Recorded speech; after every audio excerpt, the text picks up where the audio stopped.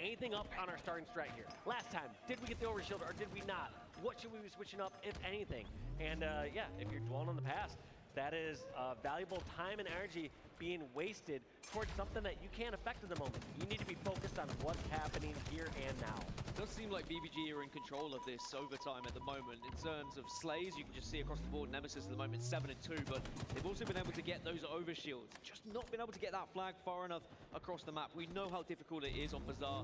Once you throw that flag into bottom middle, it can just become a nade pit.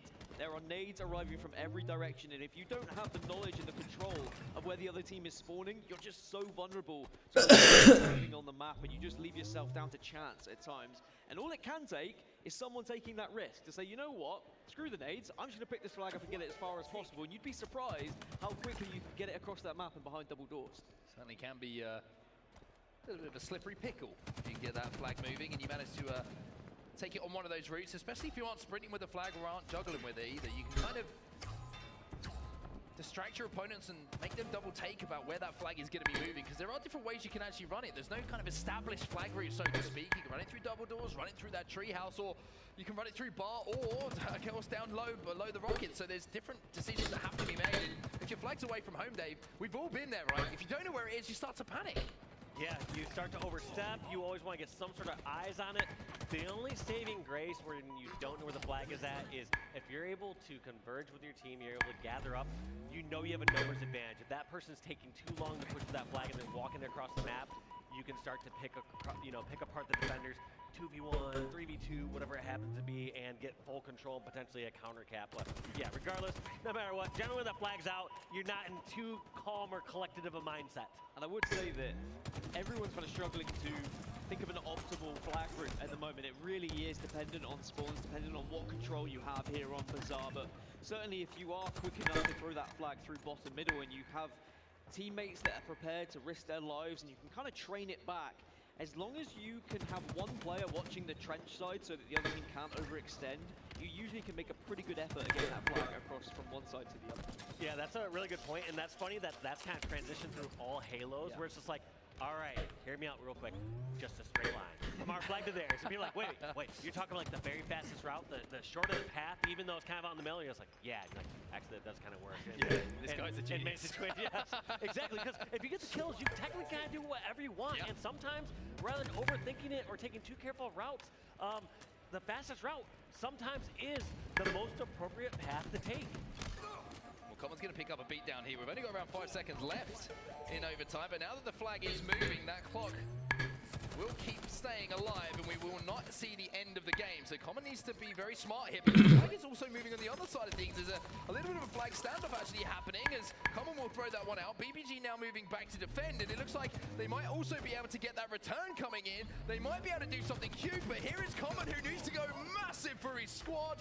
It doesn't look like he's going to be able to do so. Oh, the flag will be repeat, but they don't get the touch. Right, I feel like a lot of teams, a lot of players don't understand how this new kind of pie chart system works down at the bottom. You have to be within that circle so that it stops counting down. So if you're not holding it, if you're not standing there, then you do leave it vulnerable to the chance of the game just finishing there and then. No one was close enough to the flag. It's really difficult when that happens, but unfortunately the player drifted away because of the grenade, and it's a tie game. We go to yet another replay of that match. All we're talking about right now from BBG is they're going to say, all right, we got two things to cover. How we got into overtime, and how we got out of that last overtime. Those are the two things we need to talk about right now. How have we not won? Literally. Literally, that was too close for comeback. You know, speaking of, actually, I wanted to ask a question here, because obviously we did see an overtime. There's going to be another overtime in that game right now.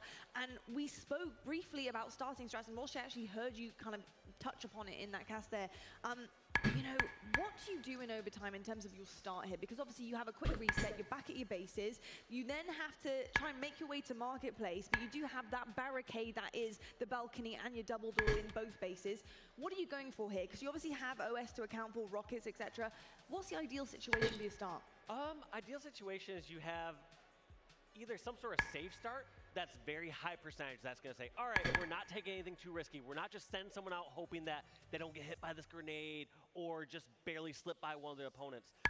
So you either have a safe start or you have that risky start. And you have to decide what kind of team you are. If you did the risky start at the beginning of the game and got away with it, take that first risky start that you got. Don't get greedy. Don't double down on it, because guarantee that they're going to correct for that mistake. They're not going to just let you slip by and get that overshield a second time in a row. So it's kind of a mind game there, realizing like, all right, do we feel like we need some sort of stronger, risky start to get this through? Or can we kind of sit back, play our normal safe start, and see if we can get picks, get those slight advantages, and then push in to get those power-ups or power weapons? I think a lot of people prioritize rockets and overshield, but actually what people forget about is the grapple in the middle. Yeah. If you prioritize that grapple, you can steal away that overshield, you can steal away the rockets with the right kind of reticule placement. So we are seeing teams start to prioritize the middle of the map and say, hey, let's just grab the grapple. We can take things away from people. Indeed, don't forget those dynamo grenades, don't sleep on those either. Oh, I The would audio never. cues are everything. There is so much on the maps to help you guys out. I hope you learned a little bit of that at home as well. I'll tell you what, folks, we're heading to a quick break right now. And Sentinels, they grinded through the open bracket and they found themselves on the main stage with a win. But coming up next, we do have another's winner round one for you. And we see Ascend versus Status Quo duke it out on the stage in hopes to continue their journey here at the Halo Championship Series Kickoff Major.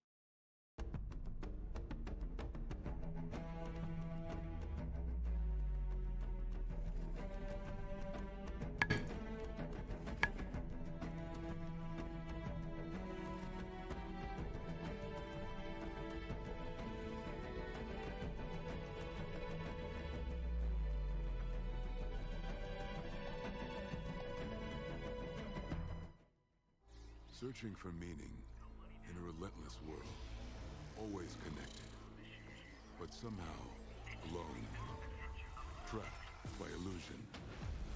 We look for another path, where the battle to belong begins.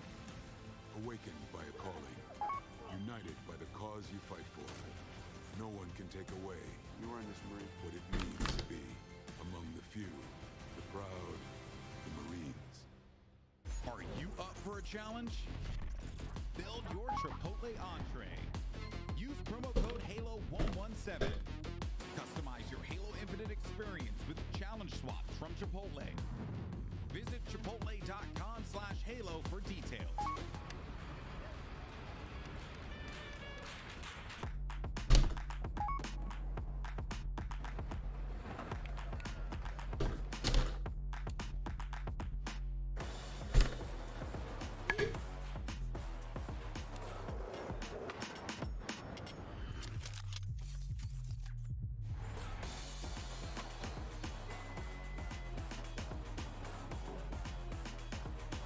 Nice play.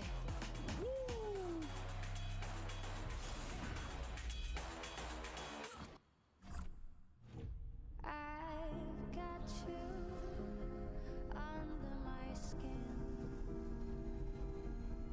I've got you deep in the heart of me. So deep in my heart that you're really a part of me. I've got you under my skin. Hi, Have we met? I've had dreams that weren't just dreams. Time to fly. The only thing that matters to you is still here. I know it's why you're still fighting and why you will never give up.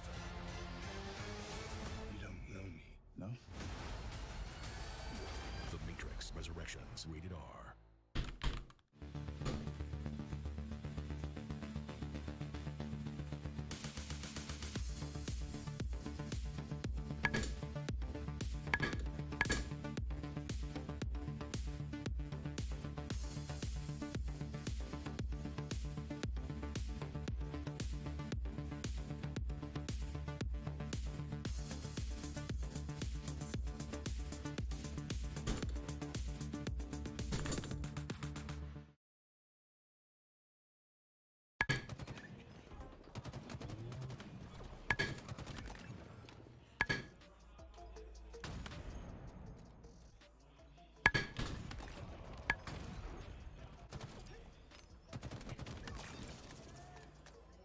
Two blows, two blows.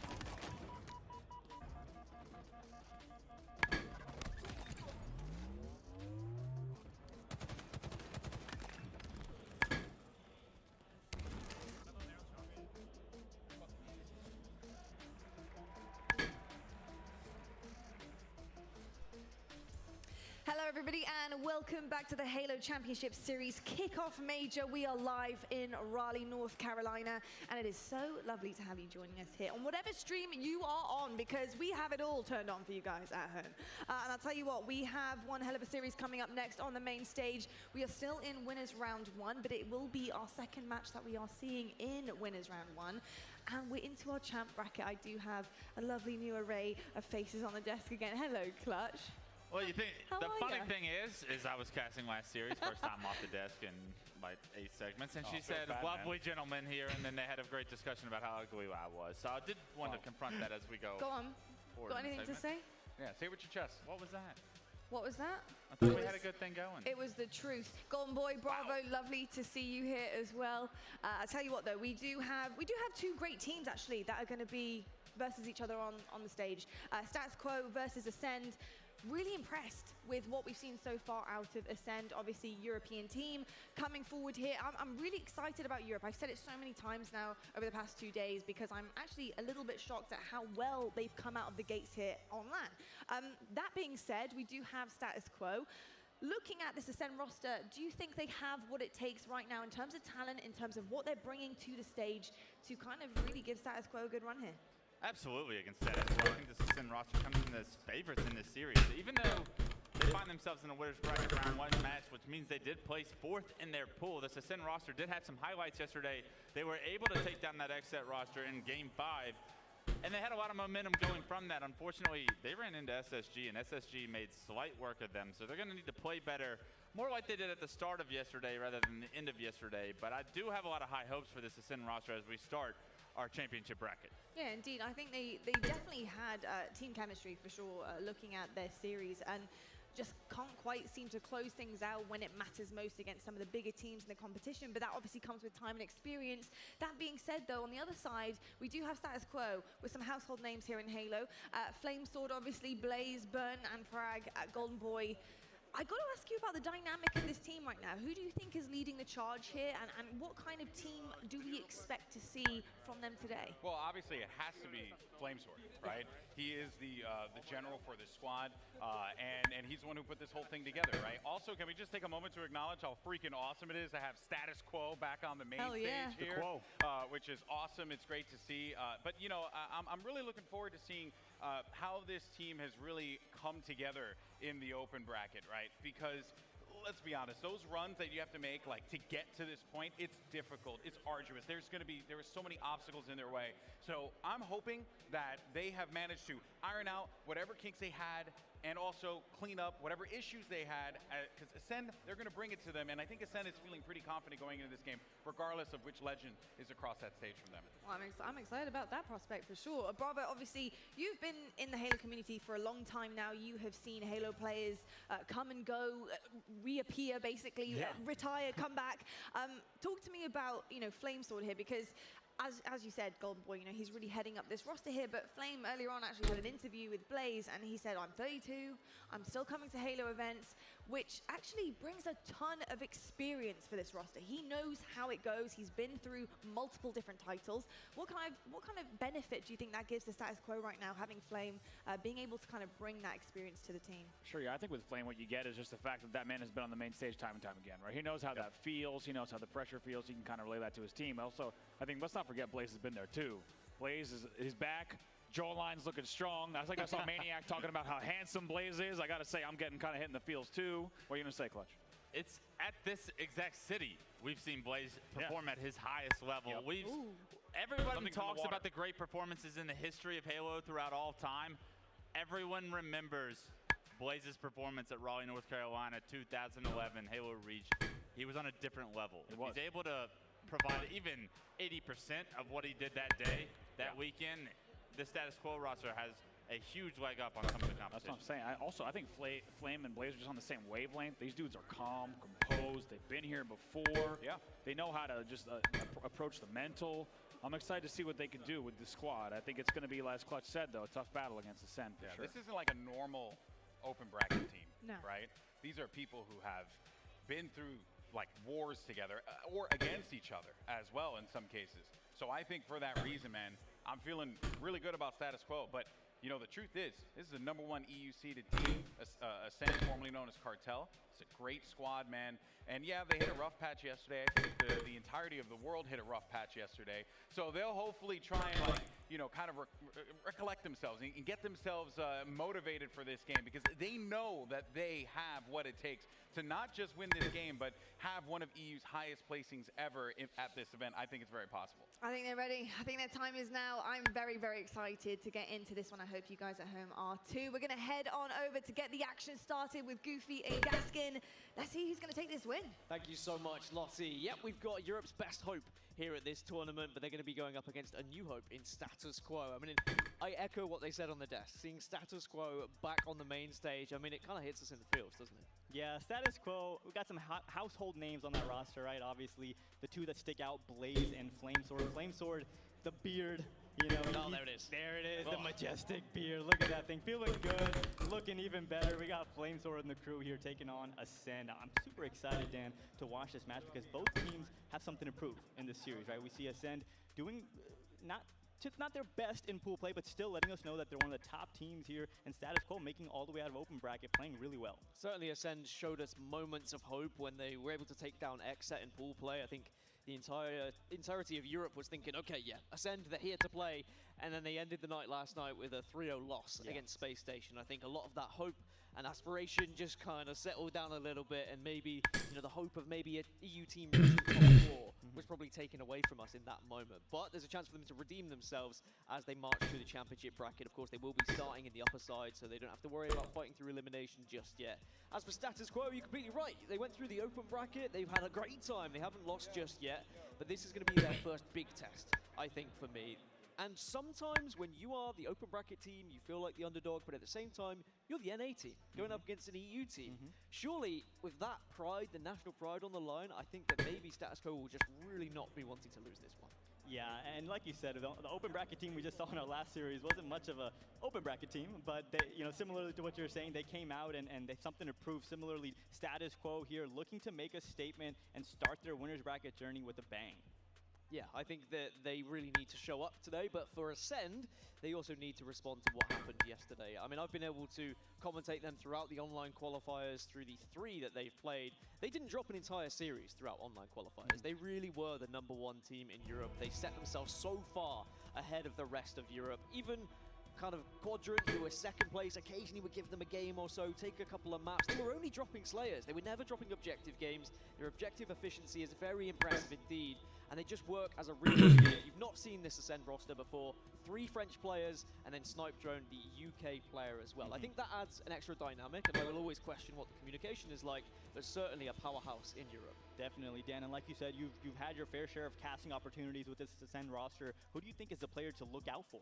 I think Legend is going to be someone we have to watch out for. His first LAN, here in North Carolina Rally. He's not played in any European lands or anything like that. This is his first major, so I think there's going to be a lot of pressure. But there is the series layout for you. Live Fire Strongholds is where we start things. Slayer Aquarius, CTF Bazaar, if we need them, which I think we might looking at this series. Oddball Streets and Recharge Slayer. Just looking at those 5 game types, Goofy, I do think that there are some really good game types for Ascend in that one. Of course, I know more about Ascend than Status Quo because I haven't been able to watch the open bracket so much, but I'm really excited to see how this one goes down. Yeah, I'm excited to watch Status Quo because they have such efficient players on their roster, right? Flamesword always been that team player, that glue guy on his team, and you have players like Blaze and Burton, all very kind of efficient, objective-oriented players that will still land the shots and get the important kills, similar to like that Ryan Noob gameplay, that style of Halo. So this team, when it comes to objective game types, I'm going to be having my eyes open for them because I expect them to be doing really well in those objective game types and maybe a little bit struggling in those Slayers. And I think we always say it, the first game is going to be important here for the confidence of both teams. If Ascend were to lose this map, number one, I think I'd start to worry. I think that maybe heads will drop, and I think they'll start to maybe think they're not the powerhouses that they assumed they were after their impressive online performances, and maybe LAN is that one step too far. However, if they do have a very strong map one, if they completely dominate Status Quo here, that belief will start to flood back through their veins, because they really have been the closest thing Europe has had to an NA style of play. And what I mean by that is, NA has always historically played a lot faster than Europe. We like to slow things down in the European region, kind of play a little bit more strategical, but North America, they flood you. They don't allow you to breathe. They're always pushing. They're always making sure that on spawn, you are not having the time and opportunity to think about what you're going to do. And I do feel like Ascend, they play a very similar way. Yeah, and I'm really going to keep my eye on Ascend this series because, like you said earlier, we saw them take down Exet in pools, but then we saw them get 3-0'd by Space Station, who was kind of struggling, right? So I don't know how to rank them in my head, how to judge them. I think this series is going to tell a lot for how they're going to do in the remainder of this tournament. Yeah, that pool D was, in my opinion, the group of death. And at one point, it looked like Ascend were potentially going to finish second, and then they actually finished last. But their reward for finishing last is, unfortunately, go up against a very impressive open team in Status Quo. So let's talk about Stronghold's Live Fire then as the opener here, Goofy. I mean, I know my thoughts on how this game type works. It's about rotating well, it's about pushing those spawns and about knowing when to hold 2 strongholds at the same time. Any kind of priorities that you like to go for on this one? So I'm going to be looking to see who can control that sniper off the rip and who's going to initially get that B stronghold control, because that's going to be the one that both teams are going to be fighting for all game long as we're hopping in to game number 1, Status Quo versus Ascend. We have the Beard on your screen right now, Flamesword, 2 teammates of his already getting some kills now, allows him the opportunity to push towards the B stronghold and repulse this player, and B is if he can hit those shots down. A nice trade out of Flamesword, but that B is still anyone's cat. Something I'm used to seeing from Ascend here is they don't like to stick with 2 strongholds. They very much are always looking for that triple cap, always looking to suffocate their opponent. But for the start, of course, it's a little bit messy at all times. We will see several players dart around the map to get to different strongholds, to get those power weapons, to get in a position to maybe get the power up as well. But in the early stages, it's Ascend who are putting time on the board, and they are, again, going for that B stronghold, which is, in my opinion, the most important stronghold of this map. Yeah, couldn't agree with you more there, Dan, as we see Blaze able to capture that C stronghold, but that B and A has rotated over to the boys on Ascend. Looking at that scoreboard just right off the bat, you have Sika, already 3 kills on the board, but also 3 dead, so definitely playing aggressive. Legend with a nice no-scope melee on Frag out, trying to get this A stronghold capped. Well, A and C is going to be taken by Ascend, so as soon as they lose that priority position, they split up, they go 2 for 2, they grab A and C, and now they can attempt to try and pinch B, but it looks like Flamesword has done enough to shut down Snipe Drone, and that's the initial damage. Snipe Drone usually the anchor of this side. The rest of the 3 remaining French players in Legend, Seeker, and Shady, they run as a bit of a unit, and they really are terrifying when they start running at you. Nice snipe out of Legend there, unfortunately does fall as we're on board now with Burton. 2 strongholds in the favor of Status Quo. Now, close game to get this one started. No one team really has the edge so far. No one able to get any real control. Snipe Drone in the moment just prioritizing trying to take this one player down who is going to be back tower, but I like that he doesn't overextend there. He recognizes that he's in a priority position. He can really be a nuisance. The overshield is grabbed by Status Quo, but that overshield is dissipated very quickly. Yeah, still able to put it to use, and that's typically what we see out of this OV. You're not going to get a chain of kills because of it, but it will give you that upper hand in that fight and allow you to actually engage in a second fight with an even playing ground, right? So you can get that first kill with Overshield and actually engage in that second battle on even playing ground, as we saw right there. Now on board with Legend with the Heat Wave, trying to get this control over at B&A, and there you have it, folks. 2 strongholds in the favor of Ascend, and a good start as the lead pretty heavily in favor right now of Ascend, but we know the swings that happen in these stronghold games. Blaze just not quite quick enough there to stop the B stronghold from being taken, but at least can now contest it. But he's no shields, he's trying to have a merry dance, but the merry dance will be shut down immediately. One thing on the overshield, I think on live fire, it's very difficult to prioritize, because if you're in control, you kind of have to put yourself in a vulnerable position to grab that overshield. So usually the team who's behind goes for the overshield, sets up for it, and then they make the push. That's such an interesting dynamic, and it's why we get a very exciting kind of 30 seconds after that overshield is popped. Definitely, and Halo Infinite, for the first time in the Halo franchise, that those power-ups, you actually have to activate them, right? So you can pick them up and move around the map and use them when it's the most advantageous. As Flamesword, good kill on Shady, picking up that sniper rifle, gets a nice double kill for the Beard, now trying to stay alive with this power weapon, get some control back for his team, because currently, Dan, they're getting trip-capped. Yeah, all the meanwhile, where they were fighting over power weapons, they were having a little scrap down bottom middle, Ascender just laughing and kind of maybe starting to wax those French mustaches, because this is starting to become quite a significant lead. Triple cap still in effect, and they are pushing onto status quo here. They recognized where they were spawning, and they very much have been flooding onto them. Yeah, Trip Cap, when it rains, it pours, because those spawning right now. Legend in the world, and it's going to be they're going to be bombarding me with grenades.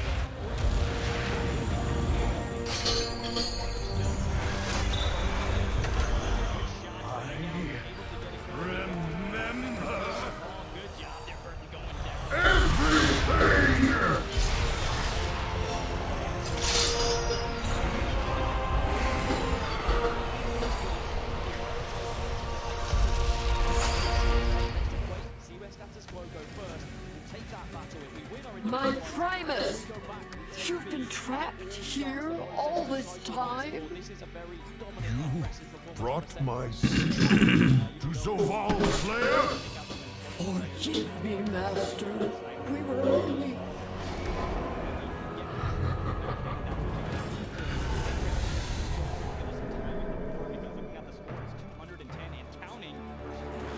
He is coming.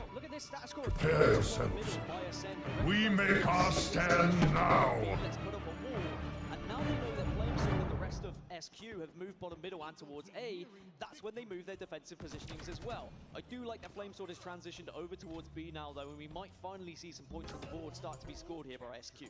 Yeah, there you have it. 2 strongholds in the favor of status quo. Flamesword, unfortunately, not able to connect with that no-scope. Shady, nice double kill, perfect metal. That thing is just so satisfying to see. Snipe drone now, top middle, under a lot of pressure, goes down, courtesy of Blaze and friends. And this game 1, they're going to need to get some kills and get them quick, because this one's about to be over. Just looking at the player cams, I'm seeing some frantic communication from status quo. They seem a little bit jarred. I think they've been kind of tossed and turned a little bit by Ascend here. Ascend have come into this game, and the start was fairly even, but as soon as that total control was had, the trip cap was in full effect. Status quo has been all over the place. They've not been able to reset mentally, and they haven't been able to reset in-game either. But finally now it looks like maybe this could be the turning point. A, B, and C in control of SQ. Good kill, big kill there out of Frag Out, picking up that overshield player and able to actually scoop it up off of his corpse right there. And that's a player I'm going to be looking at for the rest of this series and tournament, because he's one of the names that isn't that familiar on this roster, right? We know Blaze, we know Burton, of course Flamesword, but Frag Out really getting an opportunity to show his skills in this new Halo Infinite game. But unfortunately going up against some tough competition right now, as the Ascend boys looking for another triple cap. No, they're actually going to be only having that double cap, but still enough to get some points on the board for them. Nice snipe on that overshield player, able to take it down. Take a nice snipe once again. This man is on fire. Seeker's going to be able to pinch. He's going to be able to help Legend try and secure this final kill on for Frag Out. At one point, SQ were down by 3. And actually, Frag Out was the last remaining player, and he did fantastically to hold on to the B stronghold, but maybe it's not going to be enough. Only 13 points required for Ascend to take this map number 1.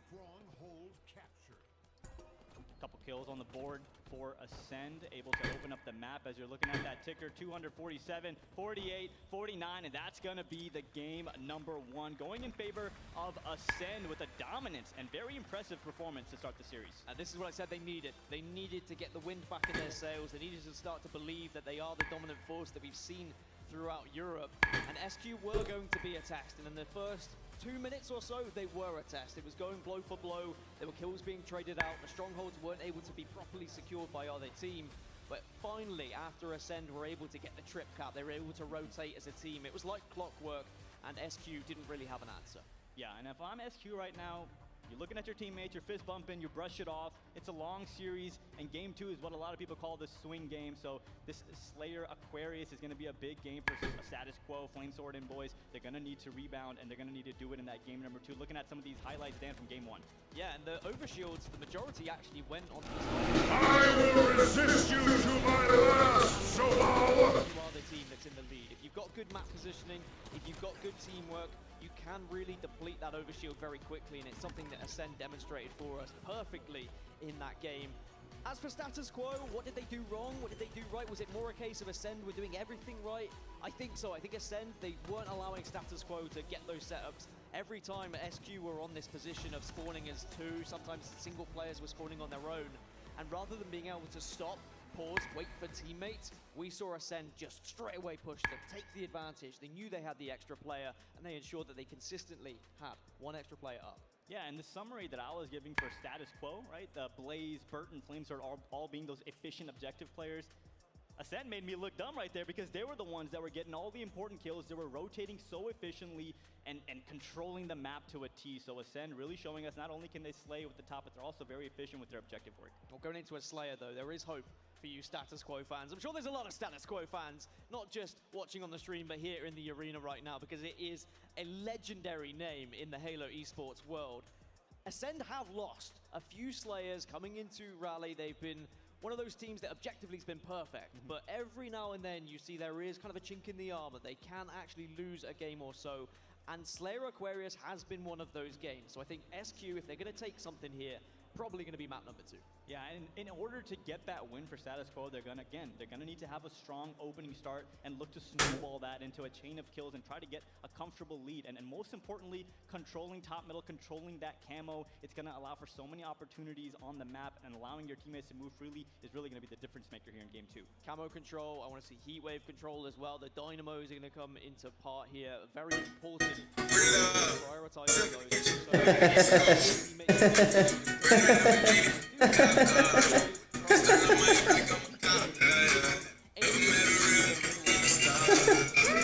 then you are going to be taken down and you're going to be giving that weapon away. So action decisions being made, put yourself in a spot where you can get several kills once you do pick up one of these power positions and power weapons. Yeah, we got Burton on your screen right now. Not looking phased at all, looking calm, cool, and collected as we're looking at the layout.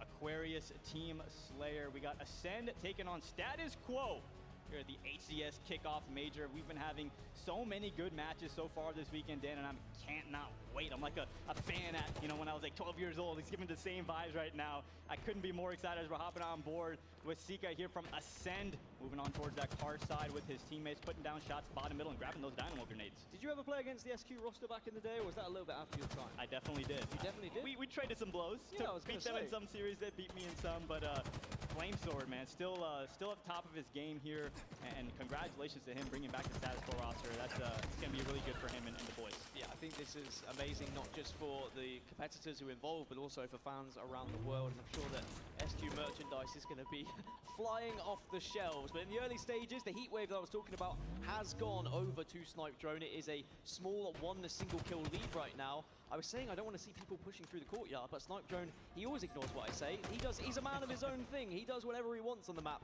and he's going to try and position himself over on the car side, get close to those dynamo grenades, get into those close quarters so that you can actually use that heat wave to full effect. And I love this push right here by Ascend, kind of running hand in hand. Even though Snipe Drone has the heat wave and should kind of have the advantage in the 1v1 fight, his teammate's still going to be there to back him up and make sure to clean up any kills, and in case Snipe Drone dies, able to pick up that heat wave. He's just kind of watching his teammates. One of the reasons why they said they struggled at Aquarius Slayer was Snipedrone said he couldn't keep up with the pace of the rest of his team. The 3 French boys would be roaming the map as a 3, as a unit, and they would always be looking to push onto spawns, and sometimes Snipedrone would be a little bit slow to react, trying to be that anchor as Frag out. I would die if I saw that IRL. Good double kill out of Frag out. Looking at that scoreboard, 6 kills on the board for him, so showing us why he's on this established status quo roster. Make that 7 kills for Frag out, having a good start to this game. Number 2, Burton goes down. Zika trying to find the 2nd kill, but chooses to just milk his life and stay alive here, and I actually really like that play. Now gets his shields back. Unfortunately, eats a grenade. Something you will see from this Ascend roster as well is they really do like their thrusts. As Halo 5 players, very impressive Halo 5 players. I will remind all viewers at home, the roster of Ascend, or at least 3 of the 4 that you're seeing in this roster, went undefeated for quite some time. I'm talking 20, 30 tournaments they were just able to consistently win without actually dropping a series. And in Halo 5, of course, thrust was a massive thing. So to be able to add that to your arsenal here in Halo Infinite just makes them feel like they're back at home.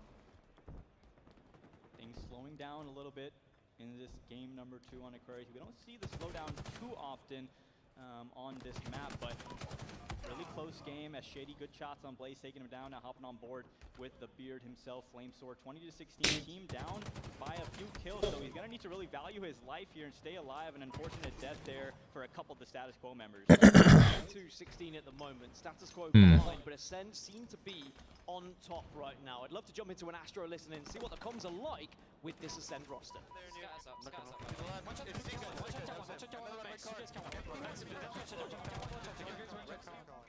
Trying to get to your ping, boys. Down by 6. Yo, time middle to red vent. Red vent is weak. Yo, hard 3, and then, yo, red court. Red court, one shot. Red court, one shot in front of me. Red dinos, 2 on dinos. Should be around dinos. Dinos is weak. Dinos is weak. Overpass, overpass. Yo, he's weak underneath you, Frag. One shot. Jumping up. This guy's one shot. Next hard 3 above you. Above you, Chris. One shot, red vent. Above you, Frag. One shot, bottom dino. You're by yourself, Chris. You're the last one up. I spawned gonna be up, Chris. I'm trying to help you. On my jump. On your jump. What's the pistol room? He's gonna go dinos. There's a guy red pistol somewhere. I got one. Got you. Where? Let's do that. A2 weak on you. One shot there. I got him. Camel's still up. We're down. We're fine. I spotted still up. Yo, blue core. Blue core. You're good.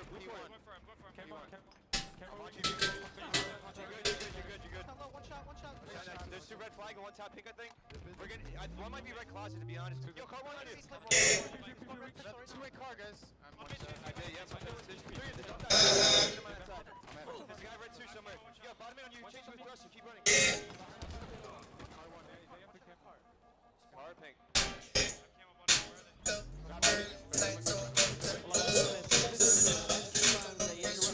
They said, no, we want to let you SQ instead. So we managed to come on with the bombs. And really calm. There was obviously some passion there. They still got the skills. Camouflage helped kind of weather the storm a little bit with control, but still, this is definitely, I think, getting close to that 50 kill mark.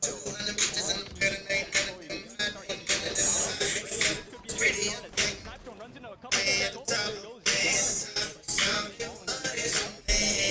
kill deficit as Ascend inches closer to that 50 kill mark. And usually you look at that and you'd be like, well, that's worrying. Snipedrone's just running to 2 players. It shouldn't be happening. It shouldn't be on his own. Don't worry, because the other 3 players of Ascend were as a 3, and that means they would have come across a 2. So actually, when you get trade for trades, they probably come out on top in that instant. It's just how Ascend like to play Slayer. Snipedrone almost just puts himself away from the rest of the roster and lets the French boys do work. And that's kind of his role on this roster. Is that correct, Dan? Snipedrone's kind of that anchor, that player that sits back almost like a Royal 2 to Sentinels. He takes that responsibility of looking over the map and being that anchor. He really is, and he's a massive Slayer as well. So if you see a map that has a sniper rifle on it, a shock rifle on it, that's when you're going to see Snipedrone really come into effect. And he can struggle sometimes in these game types where maybe won't be able to prioritize such weapons, but it doesn't matter because the rest of Ascend are stepping up. But Flamesword trying to do what he can, unfortunately has to reload, won't be able to get the triple, as now Ascend are 3 kills away from going 2 up in this series. Yeah, this is going to be a devastating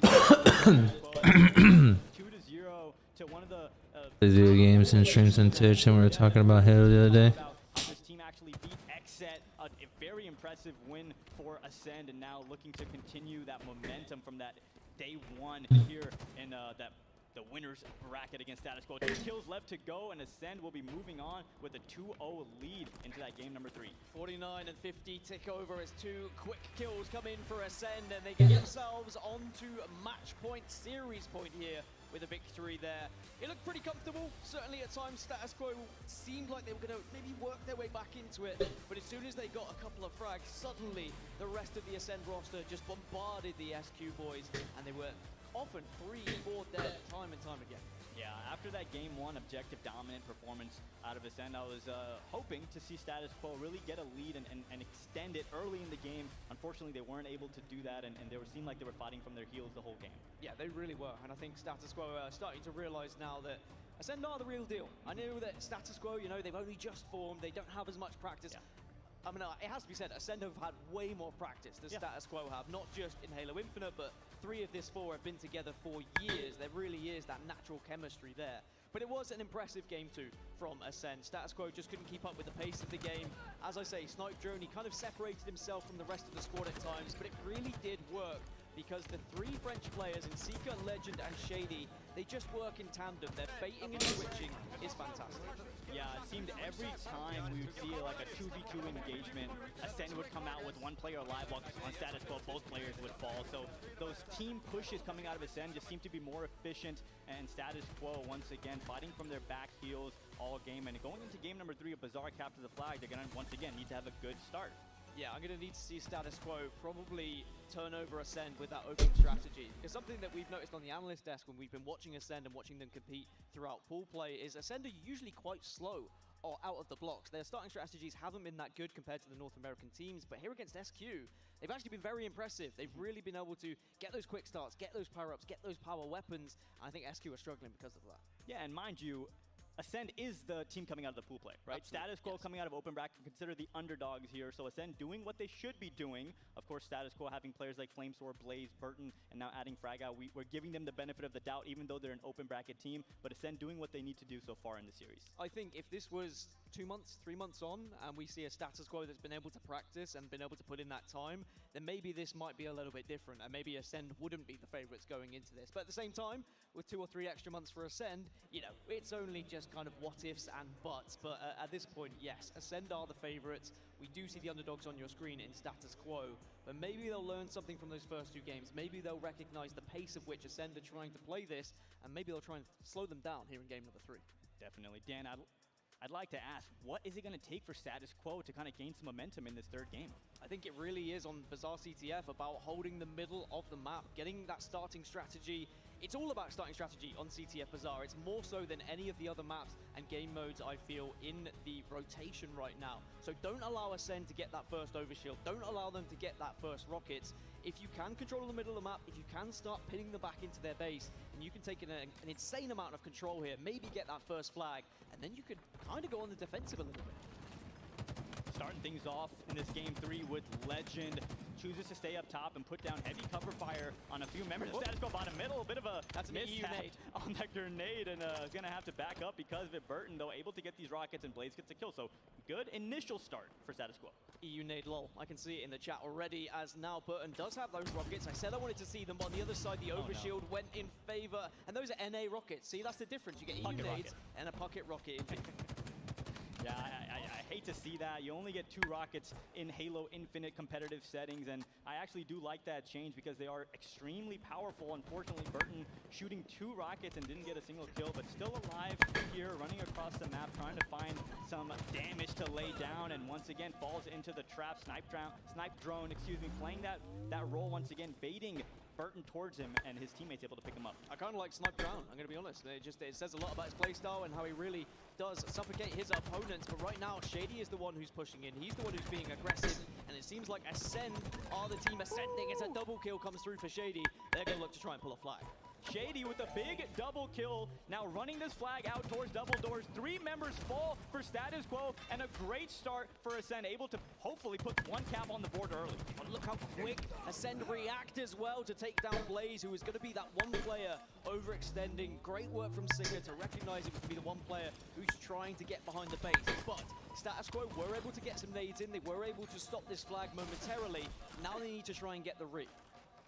Yeah, this return is not safe just yet. Burton's gonna jump on and not able to get the return. Actually, Ascend was able to get a touch, but the flag is still alive, man. They get a touch, but they actually throw it further away from where they need it. But now the grenades are coming through. Status Quo need to try and hold on. It looks like that flag was touched once more, and it still seems somehow Ascend have kept this flag alive.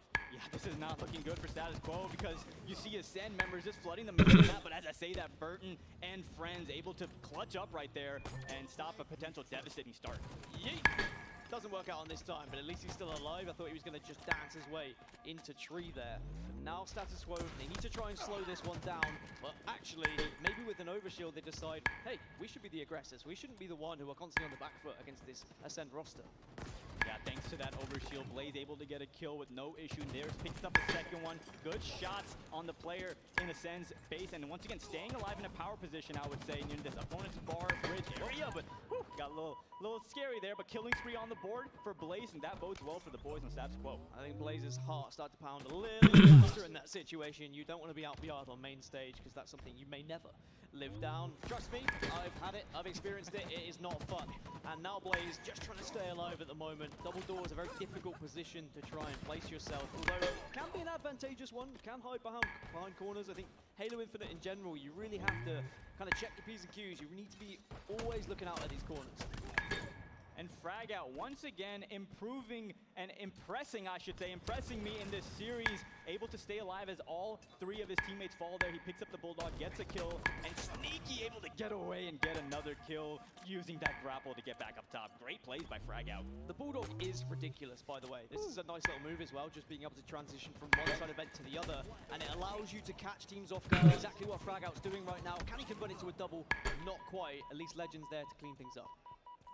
And that's what you're going to need to see out of Status Quo. Plays like that, controlling the areas of the map exactly like Frag Out was doing, but Shady on the other side already has the opponent's flag all the way back to his base, and cap on the board for Ascend, already all the way in their treehouse. 2 dead for Status Quo. Legend still trying to run it, and I love that he continued to run it despite 2 members being in treehouse, and there's the first flag going in favor of Ascend. So even though it's Status Quo leading the charge and pulling the flag, a great response, a great counter cap from the EU roster. And once again, going back to what you were saying earlier, Dan, this Ascend roster is just so good at these objective game types, right? I know you had a bunch of opportunities to cast them, so you know their playstyle really well. I think players like Blaze and Fergal stick out as those objective masterminds, but so far Ascend looking like they know what the deal is. I think that even though Ascend, you know, you could probably talk about who's the main slayers and who are going to be those who are going to put up the big stats, but you look at the statistics right now, it's pretty even across the board, and I'd say that every member on the team, even Snipe Drone, who historically hasn't been much of an objective player, they're all prepared to do the dirty work. They're all prepared to get that flag out or hold the odd ball or jump in a stronghold. Scary position here for Ascend, though. 2 players weak, bottom, middle. 1 goes down. Frag Out has that green gun. That thing can be so deadly and so unexpected. Every time I die to a green gun, I'm like, what the heck just happened? You know, that green gun is very underrated. Nice double kill, killing spree there out of Snipe Drone, and his team still comfortably in the lead in the series and also in this game.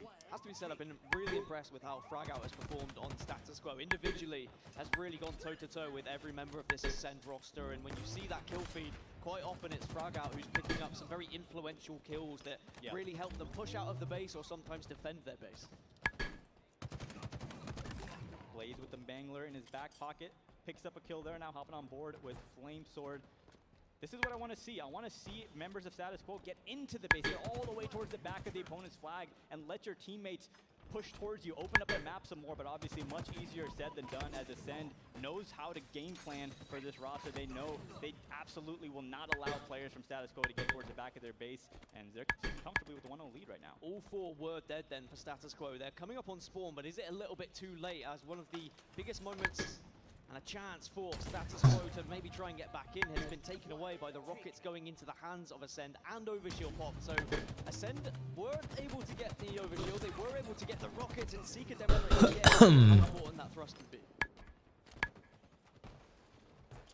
Frag out, spots a player in the opponent's closet, picks up these dynamo grenades and just chucking them, seeing if he can get some damage. Now, Halo Infinite does not have grenade hit markers on the competitive settings, and I personally am a big fan of that change. It forces players and competitors to have more awareness and not just get information based off of where you're throwing grenades. So, a couple ghost grenades thrown right there, and Shady able to make his way all the way in the opponent's face once again. But on the flip side, because of those no-hit markers, it means that dynamo grenades are the most powerful grenades in the game, because even though you don't get hit markers, you get audio cues, and you can tell where teams are going to be residing when you use those dynamo grenades. So they are very much the strongest grenades you can pick up in this game, even though at times they can be situational and you may not be able to get as much of a kill as you could with a plasma grenade or a frag in certain situations. It certainly can give you so much info, which is huge in Halo Infinite. Definitely a big fan of the addition. Those dynamo grenades, if you're ever playing Halo Infinite multiplayer, make sure to pick them up and have a good time. Once again, objective being run by Shady. It seems like he's always in Status Quo's base and opening up the map for him and his teammates. Shady very aware of when there's just a couple of players down for Status Quo, and they knew where they were spawning as well. Love that from Shady. I do think it was a fumble initially, but what a way to respond with a fumble by grabbing it with the grapple and going 2-0 up here. You love to see it. The use of these new abilities in Halo Infinite, textbook flag run right there by Shady. A little bit of a fumble like you said, Dan, but kind of better. You know, gave us a show right there using that grapple. It actually looked better. I mean, if I knew no better, I'd say he did it on purpose, but I think it was a little bit of a fumble. Doesn't matter though, 2-0 up now for Ascend, and Status Quo with 4 minutes to try and get back into this game. They have got a couple of slays here. Blaze into the enemy base, does have those dynamos for information and damage, but it looks like Snipe Drone's been a little sneaky beaver, but he does get caught out. Yeah, and when you see two teams that are relatively evenly matched, it's going to be very hard to actually get all 5 caps on the board. So typically you'll see these flag games end because of the timer. And like you said, Dan, only 3.5 minutes left in this game, and trying to get 2 caps in 3 minutes is a really tall order. I think Status Quo have really struggled because they've not been able to control the opposition's bar, but it looks like this flag is still being run thanks to the overshield they were able to pick up just moments ago. Burton on a tear with a killing spree right now in bottom middle, but has to prioritize the flag grab. But look, as they're grabbing the flag, as they're trying to get one run, Shady has walked all the way into their base, and he's moved one of his own.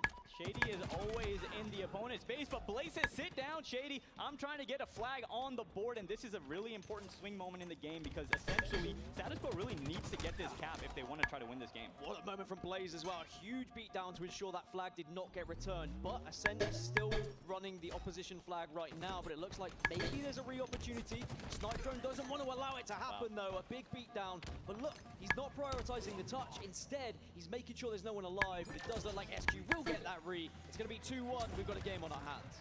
A huge flag cap out of Status Quo, but Shady with the double kill, putting those rockets to use. Burton, take notes, as Shady is running this flag down the double doors, and if Ascend can get this 3rd cap, this one might be all but over, but Blaze taking him down. Big kill right there, as that could have been detrimental to Status Quo. I think that Ascend just need to chill their beans a little bit here. They're very keen to get that flag out. Shady is consistently running it, but they don't want to put themselves in a spot where they run the flag, leave themselves vulnerable, and then Status Quo get that counter cap. I said it earlier that historically EU teams do throw away leads in the latter stages of games. I don't know why it's been happening, but it has been happening as of late. So I'd like to see Ascend just continue to dominate in the Slayer department right now and take real control of this game.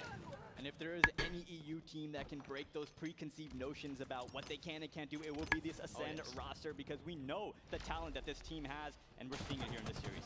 But Status Quo have shown that they can also mess with Europe's best, and when it comes to individual skill, I'd say Status Quo are up there as well. With a little bit more time, a little bit more practice, we might see this roster a little bit more relevant as the HDS season and the roadmap progresses. Flamesword having a BR battle from distance, but it's so difficult when you get descoped like that. Yeah, and every single kill, every single decision matters so much right now. As you see, Dan, only 1 minute and 20 seconds left in the game. Status Quo has no room for error. Consistently, Shady, by the way, pushing through bar, pushing onto the flag, being a nuisance, goes for the Scorpion, get over here, and actually is able to get the kill in the end, thanks to some help from Snipe Drone, and they're pulling another flag.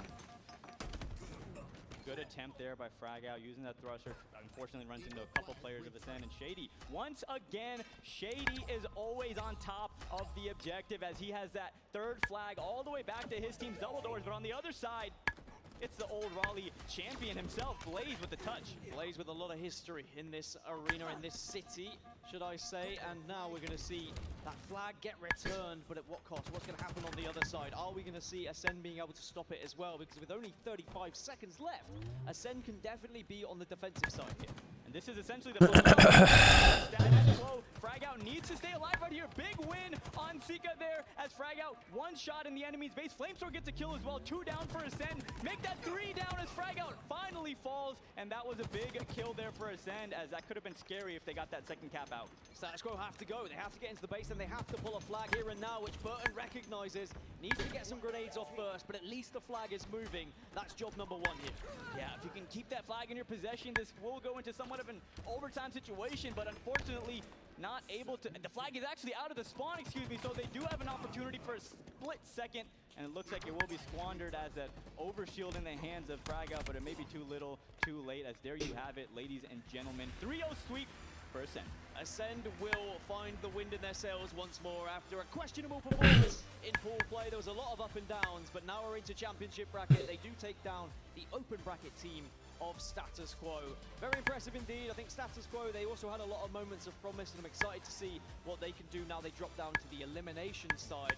But certainly I think Ascend, they will be looking to make a point here in this championship bracket. Yeah, and that's what I love about double elimination tournaments, right? So Status Quo having a great, successful day 1, coming into Saturday feeling really good. On the other side, you had Ascend, of really tough matchups in Friday, so not necessarily feeling the greatest, but now playing against an open bracket team, able to start off the tournament in the right direction. It does mean that Status Quo now have a long road to getting further in this tournament down in that elimination bracket. It really can be difficult, and it can be very tiring. It can be very testing on your mental game, but I know that the SQ boys definitely have what it takes to get further in this tournament. There's a series layout for you. In the end, I mean, there were some pretty one-sided games, but that last third and final one was definitely the closest we had of the 3.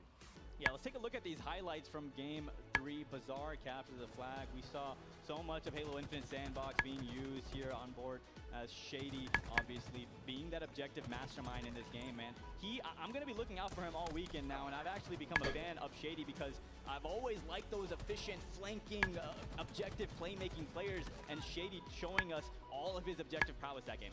It was really just a battle of Shady and Blaze, who could get through the bar and who could be more of a nuisance in the back of the base, and Shady won that. Shady was constantly a thorn in the side of Status Quo. Every time he would get the grapple, he would grapple up into bar, he would wait for his moment, push out of bar into that flag, and regardless of kills or not, he was running it. He was watching the kill feed, he was watching how many up on the other team, and making sure that flag was run when he had the opportunity to do so. Yeah, great plays all around from everyone on Ascend. Snipe drone, like you said, Dan, being that anchor, and Shady with that fumble, but, you know, grappling it, Spider-Man No Way Home style into his base. And overall, impressive performance out of Ascend, starting off Saturday on the right foot. And 2 winners bracket matches so far here in the main stage, and plenty of exciting matches ahead, but that's going to do it for us, Dan and Goofy here, throwing it over to Lottie in the desk. And it was a pleasure, gentlemen, to hear you casting over that series on the main stage. My goodness. I'm going to say it again. Europe. They are turning up the heat here in Raleigh. I don't know why you're smiling. It's okay to be, you know, patriotic for 1 minute. I am from the UK, if you haven't guessed. But fantastic stuff from Ascend there. Honestly, one thing that really springs to mind that we saw in that series, and we will get to how good they are, but I want to talk about the comms. We did have an Astro listen in there. Bravo. It was a little quiet. It was a little on the quiet side for Ascend.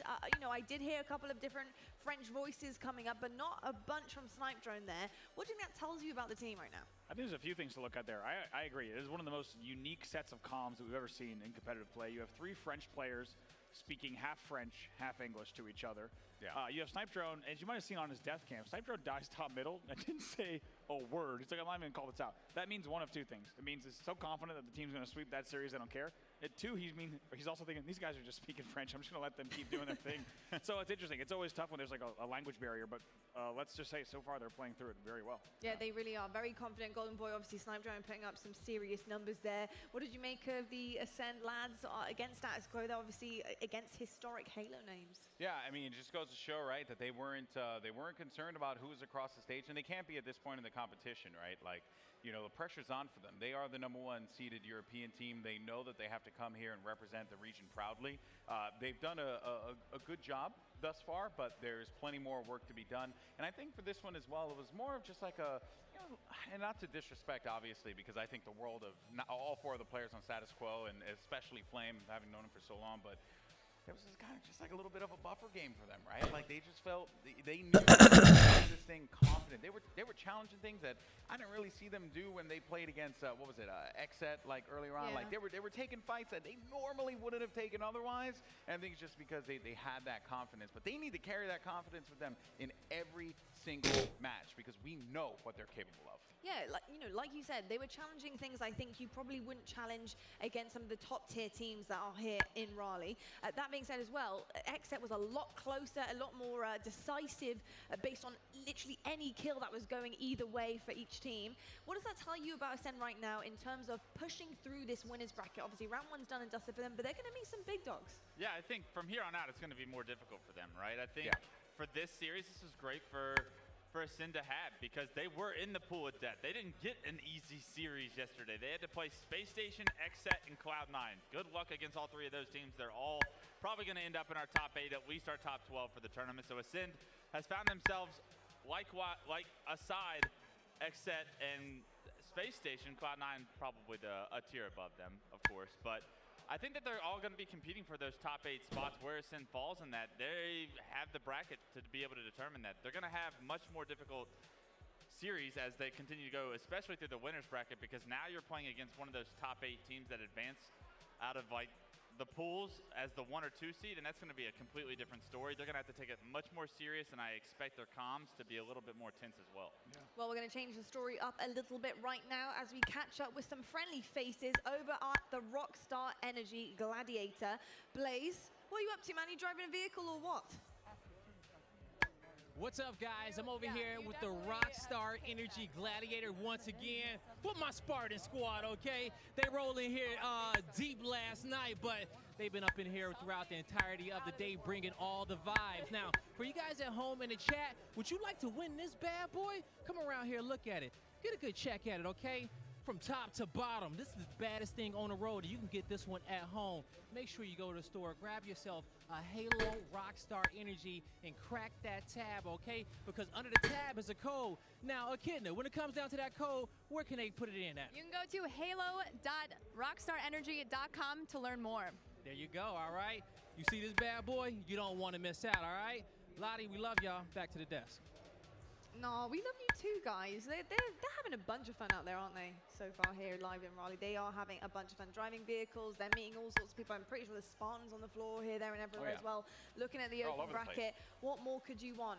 Yeah. I'll tell you exactly what more you could want, and that is, of course, the Xbox and Riddle helmet giveaway that you guys can get your hands on because, of course, to celebrate the and the launch of Halo, Riddle and Xbox have teamed up to create a limited production Master Chief-inspired helmet to celebrate the upcoming launch, of course, of Halo Infinite. And each player on winning team at HCS Raleigh and the winner of the FFA will receive one of these limited edition Riddle helmets. They're also available for purchase at riddle.com if you guys want to get your hands on them as well. And fans actually do have the chance to also win this custom Speedflex helmet by retweeting the Halo Gear sweepstakes tweet right now, and it's available till December 26th at 8 p.m. Pacific. I want it so much. That's a lot of information. I hope you wrote it all down. If you haven't, rewind the VOD and I'll help you out once again. But I just want to quickly note, Golden Boy. Here we go. Did you get taller? Yeah. You know, I've gone my whole career not standing on a dang box, but then the esports engine people came out and made me stand in it. This is my true height. I felt like, though, when we started the show, I was like this. You know what I mean? I was like, hello, everyone. Welcome to Halo, you know. But then after a while, they told me I had to stand on a box. It's fine, okay? I own my shortness. Shout out to all the short people are out there, okay? I'm with you. Also, it's not fair to be flanked by freaking two giants, okay? Why don't you get shorter? This is true. You know? That's not fair. That's not fair. So tall. There's always some kind of complaint. I'm going to be inclusive here. Golden Boy, I'm on a box too. That's right. That's right. All right, I'm on a box as well. When your parents tell you to eat your vegetables growing up, this your is damn the vegetables. exact moment to look back on. This Eat is your true. vegetables. Well, I'll tell you what. Some teams have been eating their veg, or they've been having their Weetabix, as we like to say in the UK, because they are getting a little bit cracked in Halo in general. The next two teams that will be facing each other on the main stage, this is a little bit of a rematch, I think, that people will want to see. If you're dozing off over here, listen up. We got Optic versus Sentinels. That's next? Yes. Yes, sir. Oh, crap. Oh, that's gonna be the match. Sentinels coming up next. Wow. That's gonna be the match. So we need to quickly talk about that before We're gonna watch that. because obviously this is a big rematch. We've seen a lot of controversy over the last couple of weeks. We've seen a lot of wins, a lot of losses. It's been a bit of a roller coaster ride. Optic Gaming right now, they're performing very, very well here on LAN. We've seen what they can do on the main stage to start things off against Pioneers. What do you make of Optic roster so far, Clutch? Yeah, I think that series against Pioneers was big for them. Not only just to beat Pioneers, because Pioneers is a strong team, but to 3-0 them the way they did. They played very dominant earlier today. They are looking to take first in this tournament. They know Sentinels is coming out for blood, too. This is a rivalry that's forming. Formal's going to have to do his side on Sentinels, but Optic Gaming is not going to give this series away. Yeah, I actually caught Lucid backstage, and I asked him about that Live Fire Slayer where they were down by 10, and maybe we're going to lose their first ever Live Fire match. And Lucid was just kind of thinking the same thing that we thought they were saying. He's like, yeah, we kind of had to start trying at the 36 mark. Yeah. That was when we realized we had to start holding down the gas pedal. Wow. So I think Clutch said it best. The way that they 3-0'd, I think Optic is going to be feeling good.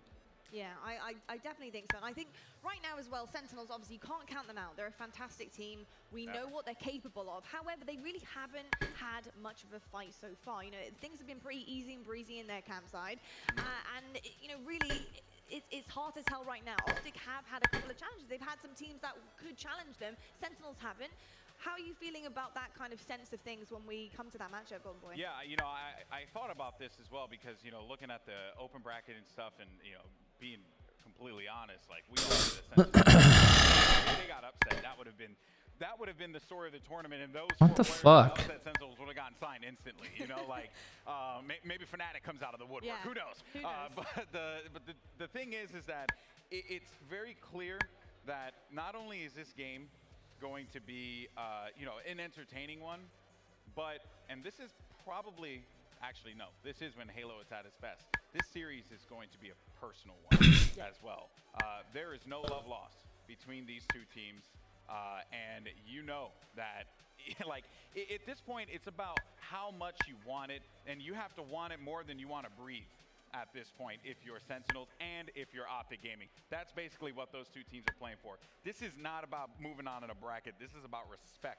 Right here. Look at this storyline builder right here. This is an author of esports. So Can we talk about Ola's vibe levels? Because they're over 9,000.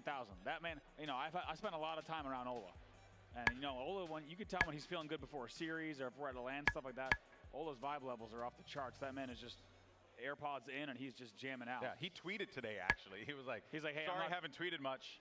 I'm in the zone. He's like, I'm locked in. Oh, I'm locked in. That's what it was. Yeah. Well, hey, so Ola's dangerous any day of the week. When Ola says, hey, because keep in mind, recently Ola's been tweeting like 77 times a day, and because everyone's hyped on Halo, they're all getting like 10 million likes apiece. Today he's just like, hey, I haven't been tweeting, I'm locked in. When Ola says he's locked in, that's a scary Ola. That's a problem. Very true. I'll tell you what, we are also locked in. I hope you guys are too at home because we have one hell of a series coming your way. But Europe, they're still going strong as Ascend make waves on the main stage. Status quo. But we still have a bunch of games to get through today, including a spicy rematch that is happening on the main stage in just a moment. You guys do not want to miss this, I promise you. Optic versus Sentinels happening next, right after the break.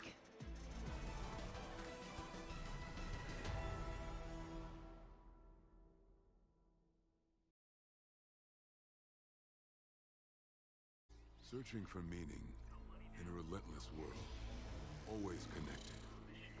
But somehow, alone, trapped by illusion. We offer another path, where the battle to belong begins. Awakened by a calling, united by the cause you fight for.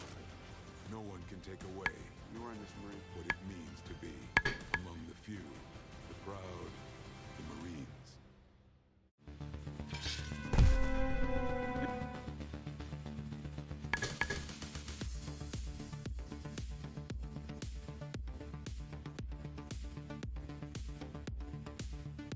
Do I have to? Can I do this first?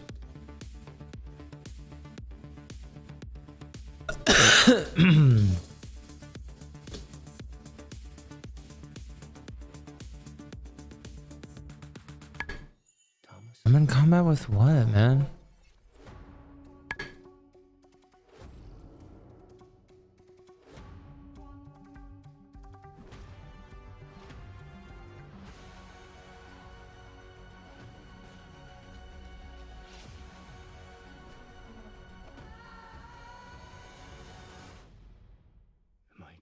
I'm in combat still? Matrix Resurrections, rated R.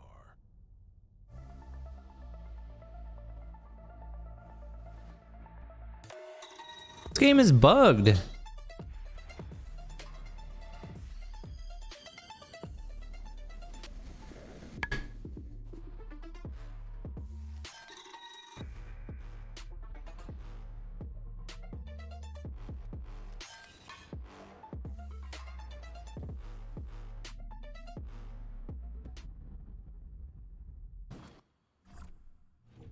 I've got you under my skin. I've got you deep in the heart of me. So deep in my heart that you're really a part of me. I've got you under my skin.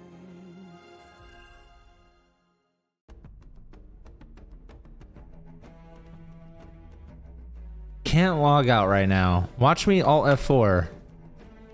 Holy fuck.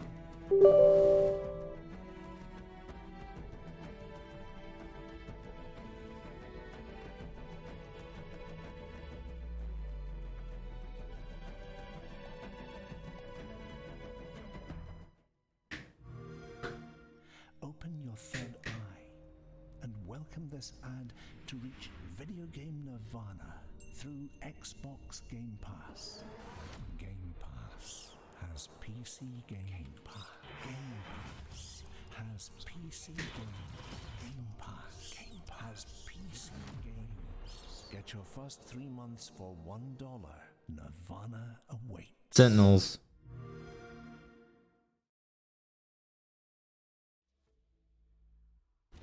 Sentinels.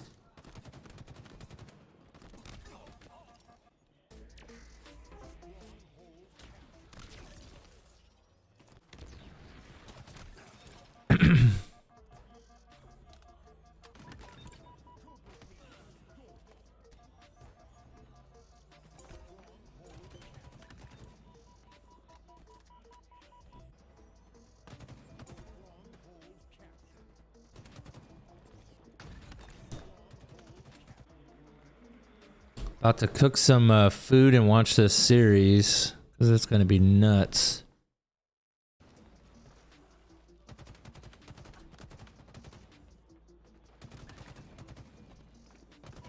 Yeah, I can get on my fucking mount now and move.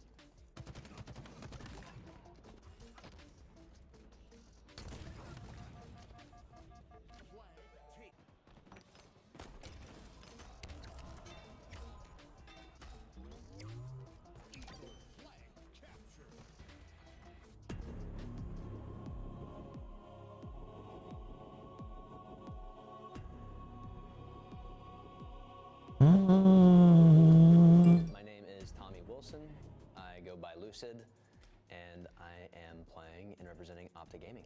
I have the big brother story with first starting Halo. I started playing when I was 4 years old, just playing FFAs on Wizard in Halo CE, so that's where it all started.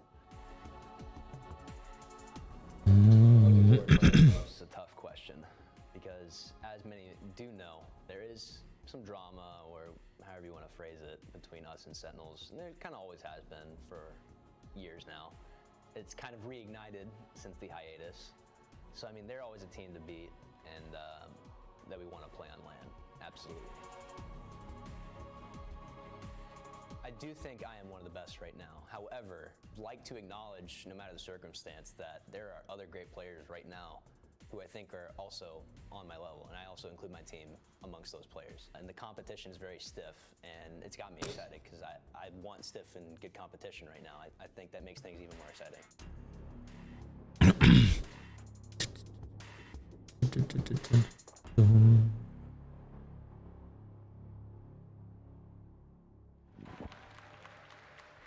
Hello everybody and welcome back to the Halo Championship Series kickoff major, and you've just seen Lucid on your screens, an incredible player profile on Here we go. Incredibly talented player we have here in Halo Infinite, and my goodness, he's going to have to turn things up on the main stage next because they're going against their personal direct competitor, and that is Sentinels.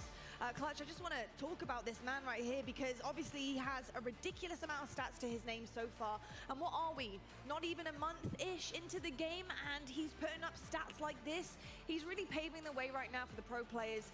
You know, what kind of skill level does it take to really perform like Lucid on LAN in front of thousands of people and really try and seal the deal for his team? I mean, it's that upper echelon of skill, right? It's that next gear that he has. Only a few players on this planet really have that next gear, and Lucid being one of those players. It's players alongside Shotzzy, Frosty, Renegade. Lucid goes into that bucket of players that really can just elevate their teams to new levels. He's going to have to elevate his entire team to a new level if they want to take down a monster like Sentinels this series.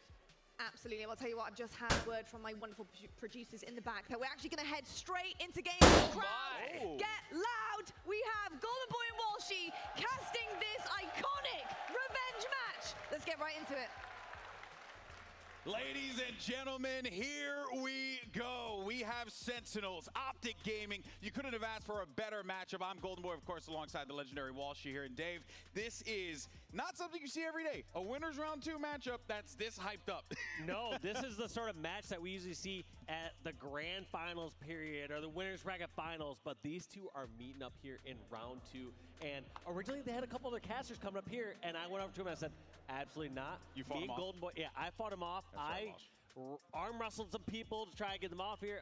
This is the only time that I would say, yes, Dave, fight people for me. Guys, I mean, look, we can't hype this enough. I don't even think we really need to hype it because everyone knew coming into this event that Sentinels were. There were a storyline. Were they the team that they were after the end of the World Championships? Their legendary Halo 5 run. Optic Gaming, newly rebranded, unifying with Envy, becoming this formidable force, and it truly is a battle of titans here as Map 1 CTF will take place on Aquarius, and we're right into the action, baby. Oh man, this is exciting. Both these teams just playing it so carefully right off the bat, and look at that. Almost like a mirror image from both these players, both Snakebite and Trippy, pushing from util, putting in a few shots and just backing down, showing each other respect at the beginning engagements of this game. Camel's going to get picked up by APG, but immediately dropped there instantaneously, and that's going to be Formal who ends up getting the better of that. And this has to be a really interesting matchup here for Formal because he's still very much a part of Optic Gaming, but he could not pass up the opportunity to team with this Sentinels lineup. But man, oh man, the player that's on my mind that I want to see perform here, it's Lucid. He's been the talk of the town since the release of the game, and so far he is not disappointed. But look at the Wizard Pistola. Unfortunately for him, it's going to be Snakebite who gets the better of him there. And it's so difficult. Even when you get someone down a couple shots in this game, these players' teamworks are so good that one just rounds the corner and they melt you so quick. You saw Ola even trying to run for his life. And Ola's just notorious for always getting away when he wants to. For him just get melted in a scenario like that just shows how on point the Sentinels teamwork is. Every kill, every engagement between these teams is going to come with tension, with drama. Frosty, though, one of the best players in the game, looking for an opportunity, but he's going to get dropped right there. Now it's Lucid. Let's see what he could do here, as he's also dealing with a fair amount of fire from up top. As Lucid wraps around here, and as far as the scoreboard goes, you know, nothing really from Formal thus far. He's been silent. He's rocking a donut at the beginning of this game, but that's perfectly fine given how the action has unfolded here. Lucid pushes forward, and he does manage to get the kill, but gets absolutely blown up courtesy of Formal. That's his first. Yeah, look at that scoreline. Lucid has 6 kills. The other teammates that he has right now, also 6 kills total. Lucid already just leading the pack right off this. You saw his calm demeanor in that interview. He's saying, yes, I acknowledge and I think I'm the best player in this game. There's other great players out there, and I want that strong competition just because I think it makes it more exciting. But Lucid, you just saw that pure confidence he has. He is, without a doubt, one of the best players in Halo Infinite, if not the best player individually at the moment in this game. I mean, we recall back in H5 when everyone kept saying the same thing about Frosty. The man was a trendsetter with his movement, with his playstyle, everything that he did, everyone emulated. And look at this here, no HP, no health, no shields, nothing, and he's still effective. Maybe looking for another one, but no, it's actually gonna be Trippy who's gonna stop him there right in his tracks. And this game has just been so even. We have not seen either team really get all 4 down. We've seen a little bit of scattering of players where we have some at the opposing bases in a position to maybe grab a flag, but no real attempts at this moment in time. Well, here comes number 1 asking, you shall receive, Walsh, because Snakebite's going to start the move. The captain bringing it over to the right side of the map here. Formal needs to stop the player. It's going to be Lucid, but Formal can't do it. Lucid's there for the stop, and that's a big, big win there for Lucid, as the flag is going to be down right underneath Lucid. That is basically going to be a good opportunity for them to bring that one right back to their base. Look at that awareness too. Lucid just realizing that, all right, there's still somebody slipped through on our side. I'm not just going to dive this flag and be cautious where it's at. Yeah, a counter cap. Well, that's all been going down, GB. We have Ola and the Optic Gaming Squad trying to bring this first flag, and that's going to be the first flag on the board for Optic Gaming. Optic Gaming draw first blood here in this highly contentious matchup here against Sentinels. And it's going to be courtesy of the Wizard Pistola. Another big win there as he drops Frosty. And now things slow down just a touch here. Respawn's coming in for Sentinels. Let's see what they're going to be picking up here. There's always just that little calm before the storm, Golden Boy. There's these moments in time where the pace, you know, slows down for a moment, where players get their shields, repositioning, or waiting for respawns, and then it all just goes into a flurry of action as it's just trade after trade of damage. Well, Optic Gaming going to keep the good times rolling here. They got the flag in hand, and they're going to be bringing this across to the halfway mark here on Aquarius, but he's waiting. He's waiting to see if anyone's going to pop him from behind. And look at the help that Lucid got there. Exactly what you want to see if you're going to start this flag run. Trippy, though, popped on the right side, and also a camo pickup here for Pistola. This flag should start to make its way across, but Ola's going to be playing the information game here, Walsh. Yeah, they're down in numbers right now. Ola's just essentially looking to pick off a kill or two, and there's 4 perfect shots going into Lethal to take him out. But kills trade back and forth, but that's an okay scenario for Optic Gaming. If you have the flag on your half of the map, like I said before, and you're trading kills, in theory, you're going to get that flag cap. Reinforcements are going to come out faster. Yeah. While all that was going on, though, there was an attempted return, and it was successful by Sentinel. So we're back to the drawing board here as Lethal, who has had quite the career all throughout his time in Halo. He's been so prolific, constantly at the top, never outside of the top 3. This guy has had quite the run. But of course, he's going to need to dig deep here if they're going to want to beat Optic Gaming, especially when Pistola is doing stuff like that. Lethal, though, is going to be pulling this flag to the left side, and he will be meeting Pistola in a moment's notice, and that's going to be an easy, easy kill for him. I love that position by Ola. Ola's not panicking to drop down and recover that flag. Ola's just going to keep the high ground here on top car and slay a couple members of Sentinels. Flags back at base here. That's Formal now. What are we expecting out of the replacement coming in for World 2 with Formal? A lot of people regard him as also one of the top 10 players in the game. So Sentinels getting Formal was a huge, massive pickup. And of course, a legend in his own right, a champion, a world champion in Call of Duty. Very successful, starting his career in Halo 2. Solo, though, not going to be good enough to be able to get the kill on that one. Snakebite on the prowl, does manage to find one with the heat wave. That's going to be a double kill there for the captain. Camo is available as well. It is going to be grabbed now by APG, but I think that was burned right away. I couldn't tell if it was burned or not. I'm Like sure the burned. players will just double check, but yeah, it looked like it may have just clicked on for APG. So that's a big burn. You don't want to get that in the hands of Sentinels when you're off at your own side of the base. Snakebite now looking to get some help. That's another double. Trippy, though, trying to get activated in this game. Does just that, stopping the push over at Yellow Utility. Here comes Frosty, though, in a 1v2. Not really going to help him out there. Trippy gets himself another one. And the Heat Wave has really been changing hands all throughout this match. It's such a powerful weapon to use. So much damage. You also get that lunge with the melee, too. Like, I've seen so many Heat Wave plays throughout this event. Like, it's 100% a weapon I'm going back and using, and I think everyone feels the same way as well. But Lucid doing the tried and true plays with the battle rifle, getting the job done. Another one down here as Formal is out of the equation, and here comes the push on the left side. Can Lucid win this battle? Yes, he does. The big one to keep the run going here for Optic. That was an interesting scenario too, where Lucid went for the melee after one shot. I would have expected him to go two-shot melee there, but you know, who am I to question one of the current best players in Halo Infinite? Well, here comes another flag pull for APG. It's going over to the left side here, out through utility, waiting for the nades to come through if they are. And there they are. They start to make some connections, but now APG, across the map we go. Snakebite knows that APG has his flag. There's no real opportunity for them to stop it, and that should be a clean capture. And number 2 for the green wall. Green wall just looking so strong, and Trippy just so sneaky, realizing that, all right, we haven't seen someone for a moment. He just hid over in utility, got a free kill on Snakebite, and that can't be understated. It's not just a kill on a strong player on Sentinels. I mean, they're all strong players, but it's a kill on their furthest player up.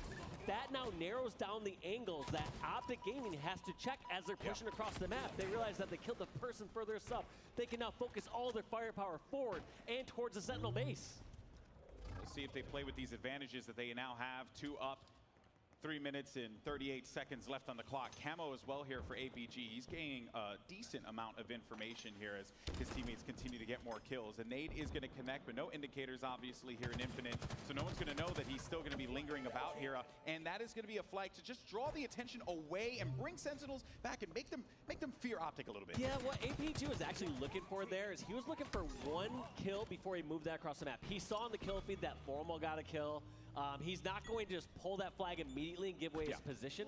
So the second they had to start shooting across the map at lethal and give away a spot, I said, all right, while my position is already given away, I'm going to toss this out into the bottom side of the map in case there's a flurry of exchanges and we get more kills than them, and we can run this flag. But it's just more of like a safety measure. It's like, all right, my spot's busted. I'm not going to really be able to get away guaranteed in this position. But ideally, APG was looking to get a kill and then an immediate flag pull and move that across the map. Well, if you're keeping your eyes here in the action, right, you're seeing a lot of blue beginning to push into the Optic Gaming base. This is where Optic's going to have to show their grit and their defense now, as Trippy and Lucid, I believe, are going to be all the way back in the base trying to protect it. A big win, and that's actually going to be a trade out there. Lethal all up in the face here of Optic Gaming, trying to close out this kill, and he's getting flanked on the left side too. So a good attempt there by Lethal, but the defense from Optic Gaming has been superb, and I honestly don't know what Sentinels have to do to break down this wall.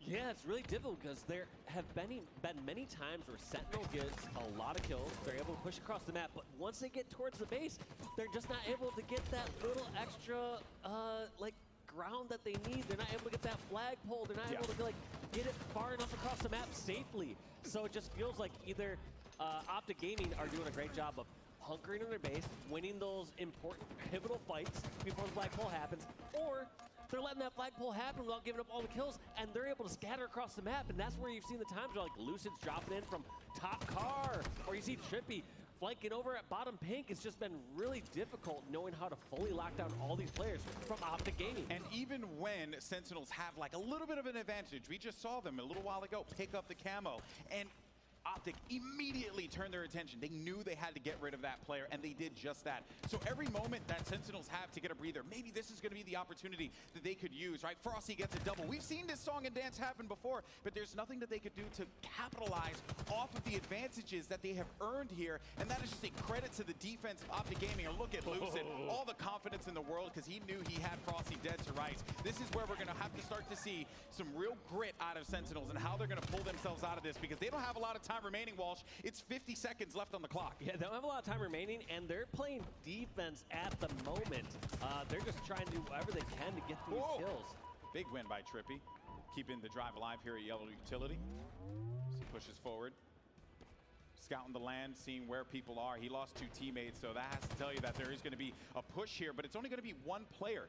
And that's Snakebite. He gets neutralized, and that's it. That's the second time we've seen that this game thus far, where Snakebite is the furthest player up, and Optic have done a good job of identifying which area is vulnerable on their side of the map, and they're able to pick them up over at their fridge or over at their utility. And that is the most integral kill, if I can be honest here, because that now, like I said, eliminates you from having to check your back. It eliminates that threat of immediate flagpole. It just does so many things for your squad. So the fact that Optic have been able to clear that out consistently and get this first game, Optic Gaming going up 1-0 in the series over Sentinels.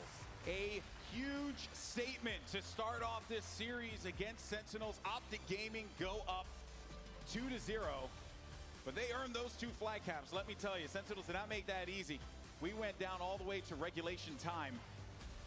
And in this battle between 2 juggernauts of competitive Halo, it is the Green Wall who manages to strike first. Aquarius CTF belongs to them. Now we're taking it to the streets for Slayer, and I'm really looking at Lethal in this one, man, because he's always been that reliable hand that Sentinels have always been able to lean on whenever they have to get out of a pickle, whenever they need an opportunity. Lethal's usually that guy. Optic knows that. They've shut him down so many times, and we were talking about how many times in that game did you see Snakebite with Heatwave crouching in a corner, waiting for someone to push in, and they never gave him that opportunity. No, they are not making really any mistakes, just blindly running around any corners without any idea in mind of what they're going to do. If there is going to be one person blindly going around the corner, generally they have one other person ready to go around with them.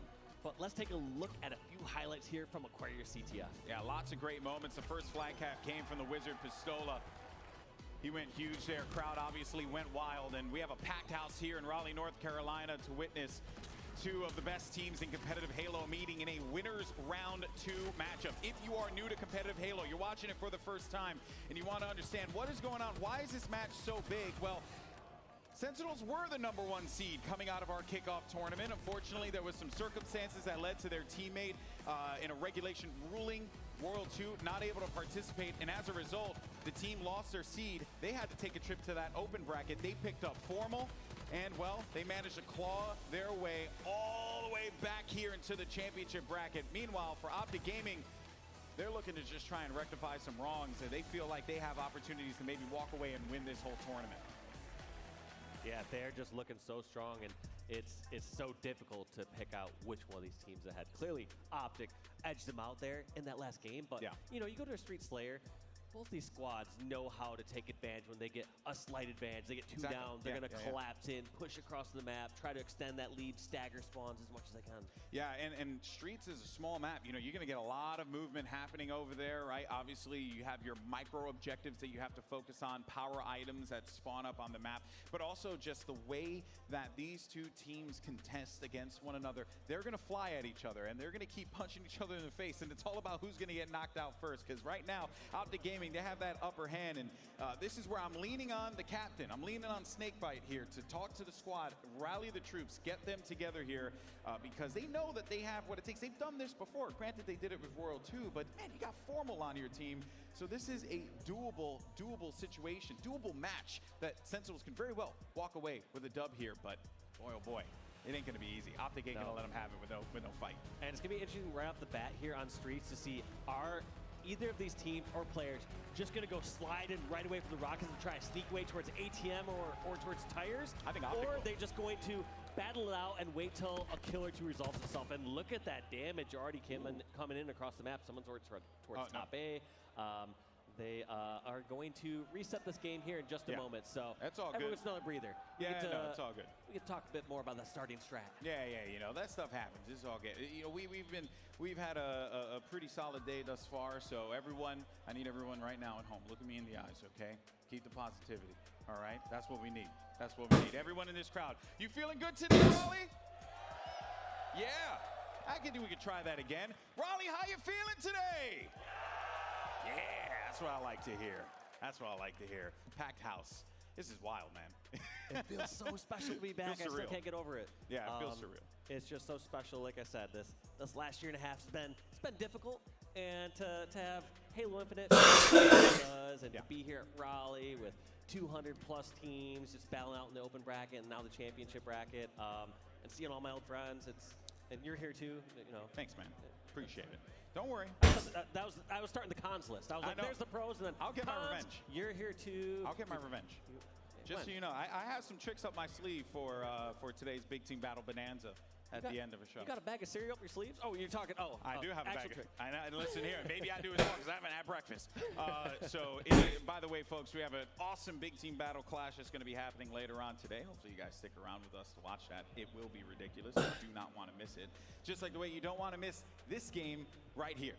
Sentinels versus Optic. We had a bit of a technical difficulty as we just completed Aquarius CTF going into Streets Slayer.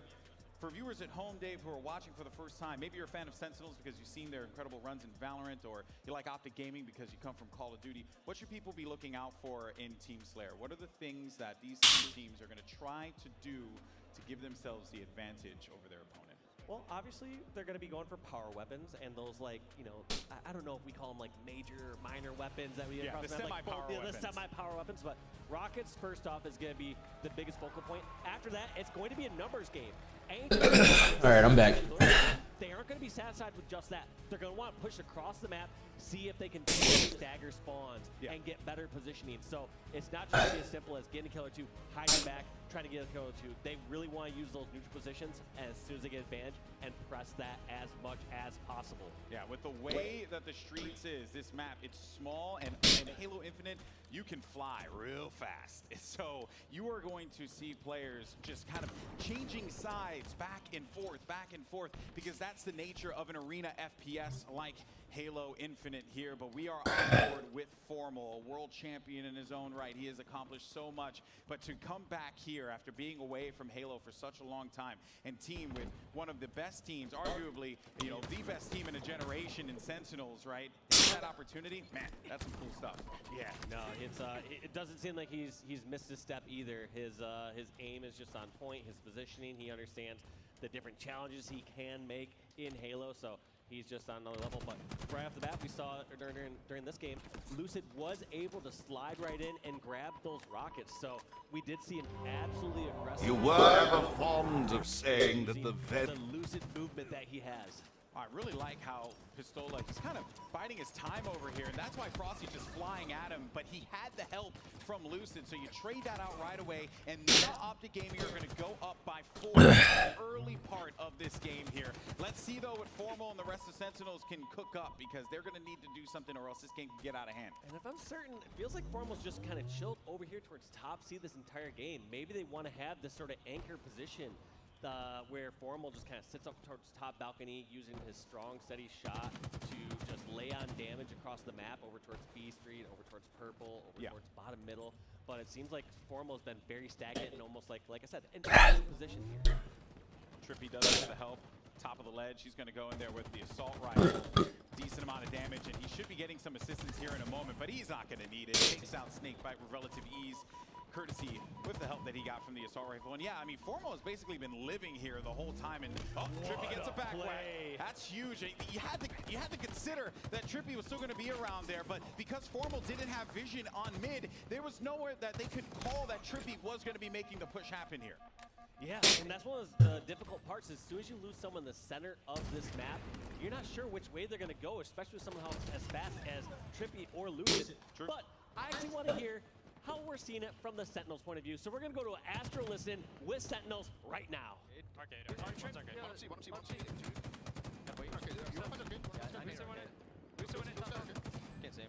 Man, I'm here. I'm I'm on balcony now. Arcade weak. Yeah, Trippy's weak, top B steps. Arcade, might push me guys. Top B steps weak, top B steps. Front C, ABG. Arcade Ola. One shot. One's And Trippy's B steps. Yo, B steps, Trippy, one shot. Ola half health arcade. Ola half health arcade. Ola's one shot, Ola's one shot. Shotty's coming up. Push the seal, push the seal. I got him. Nice, you know, B steps, Trippy. Yeah, One C steps, two steps, Trippy, Lucid. And two I'm one steps. at, I'm one at. Yeah, Two Lucid's steps, one shot. steps. And ABG, and one's mid map.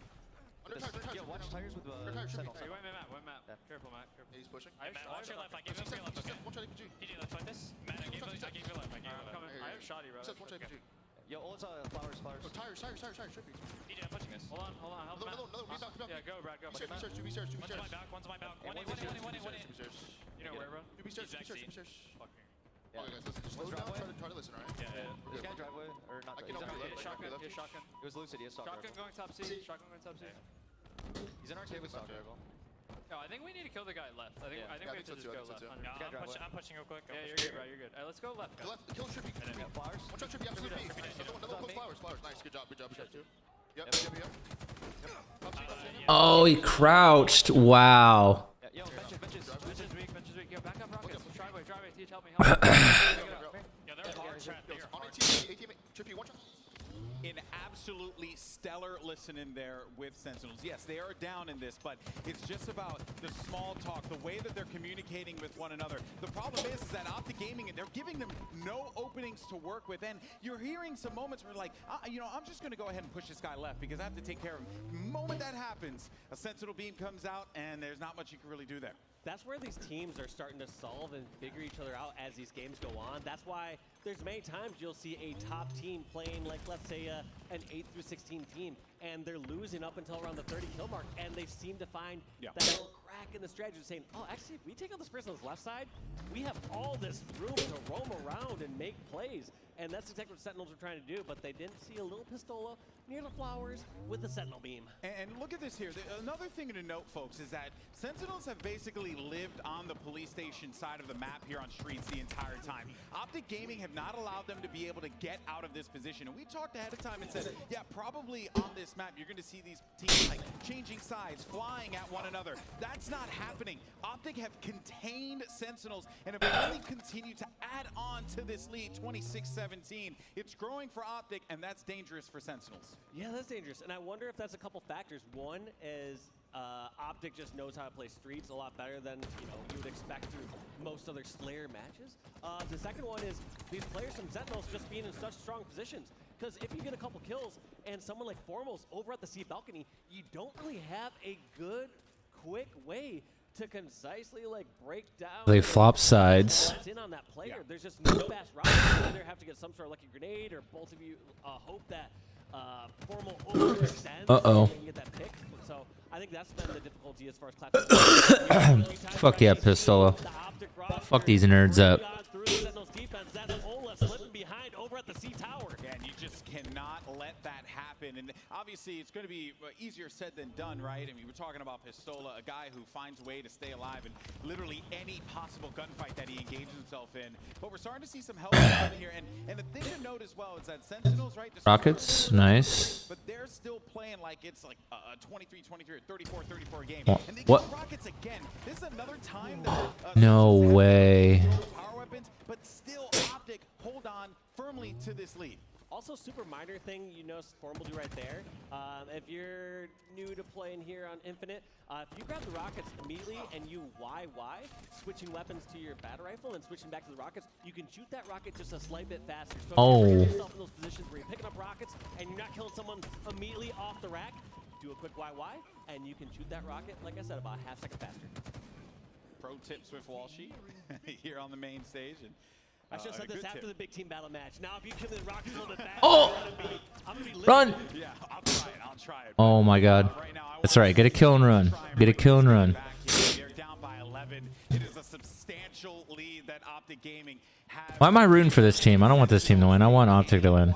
Crack this egg. They have a player over in arcade. They have another one all the way yonder on the ramp, and one more on the steps too. They know exactly where everyone is, but they just don't have the angles. And they're still trying to execute that same strategy. Good. You heard before Sentinels, when we went to the Astro listening, how they want to try to take over this left side over on the B stronghold. Oh. But they just have not been able to break through. Uh-oh. Lucid's got the stalker rifle. This is some high To your left. Halo that we're seeing being played by them. They're putting on a clinic. Oh my. Shots from Lucid. Got a little dicey there with that spike grenade, but he's going to be all right. And here goes that stalker rifle, man. That thing is this vicious weapon. Master Chief. Oh, Pistol just got a double. It's over. 5 more kills. GG. Moves like that. Mine moves like it has a wheelchair. So I don't know how Lucid does it. One of the old Halo 1 guys, Pranfer, used to say, "I have a fat Master Chief." Or Oh. something. And his just did not move as quick as Oh. but look at this. They're just run away with this. Oh. Uh-oh. Almost certain to close this one out shortly. Good reads there by Lucid. Should be able to take out Frosty here if someone's going to be around to receive him. 46-35. Nope. A miracle is going to have to happen here for Sentinels, and maybe that miracle can come in the boomstick with the Rockets. What can they do? They just lost Lethal. 3 more frags left for Optic Gaming.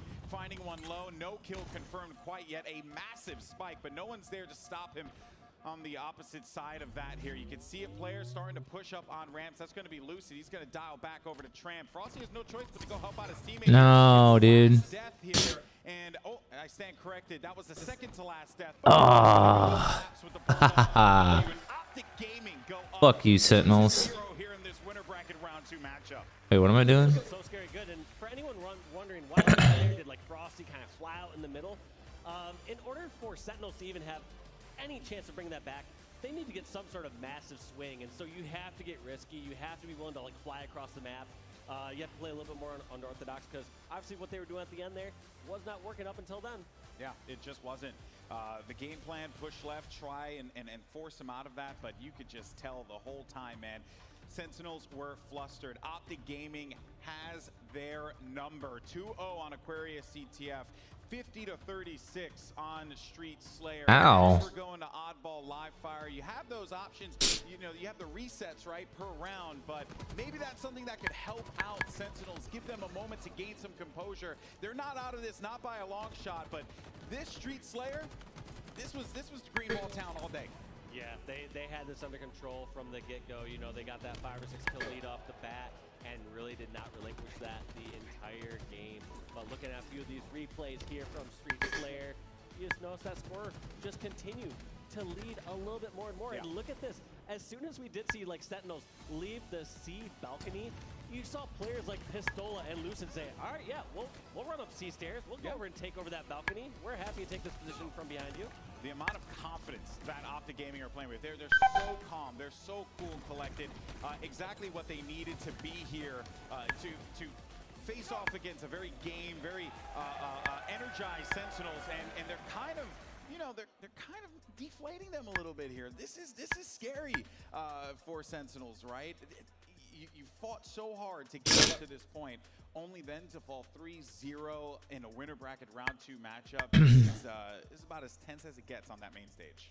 Absolutely, yeah. This is such a difficult position, but if anyone can bring it back, we know it's that Sentinels roster. They have so much history together. They've been in so many tournament finals, made so many deep runs, but let's stop hearing what we think. Let's go hear from Lottie. Lottie, what's going on over there at the analyst desk? Hey man, we're just enjoying the show. We are enjoying the show that Optic are putting on right now on main stage, and my goodness, it is a bit of a clinic, especially that Slayer. It was just so offensive from the start. You know, it really was just being pushed, and Sentinels were just forced straight back into their spawns every single time. I felt like they were always defending their lives and always on the back foot there. Just a couple of notes there that we saw from that Slayer. Formal really liked to play that anchor position, right at the back of Tram, right at the top. He was kind of seeing what was going on, putting in a couple of shots across the map there. But if we know anything about Streets, really only have one proper lane.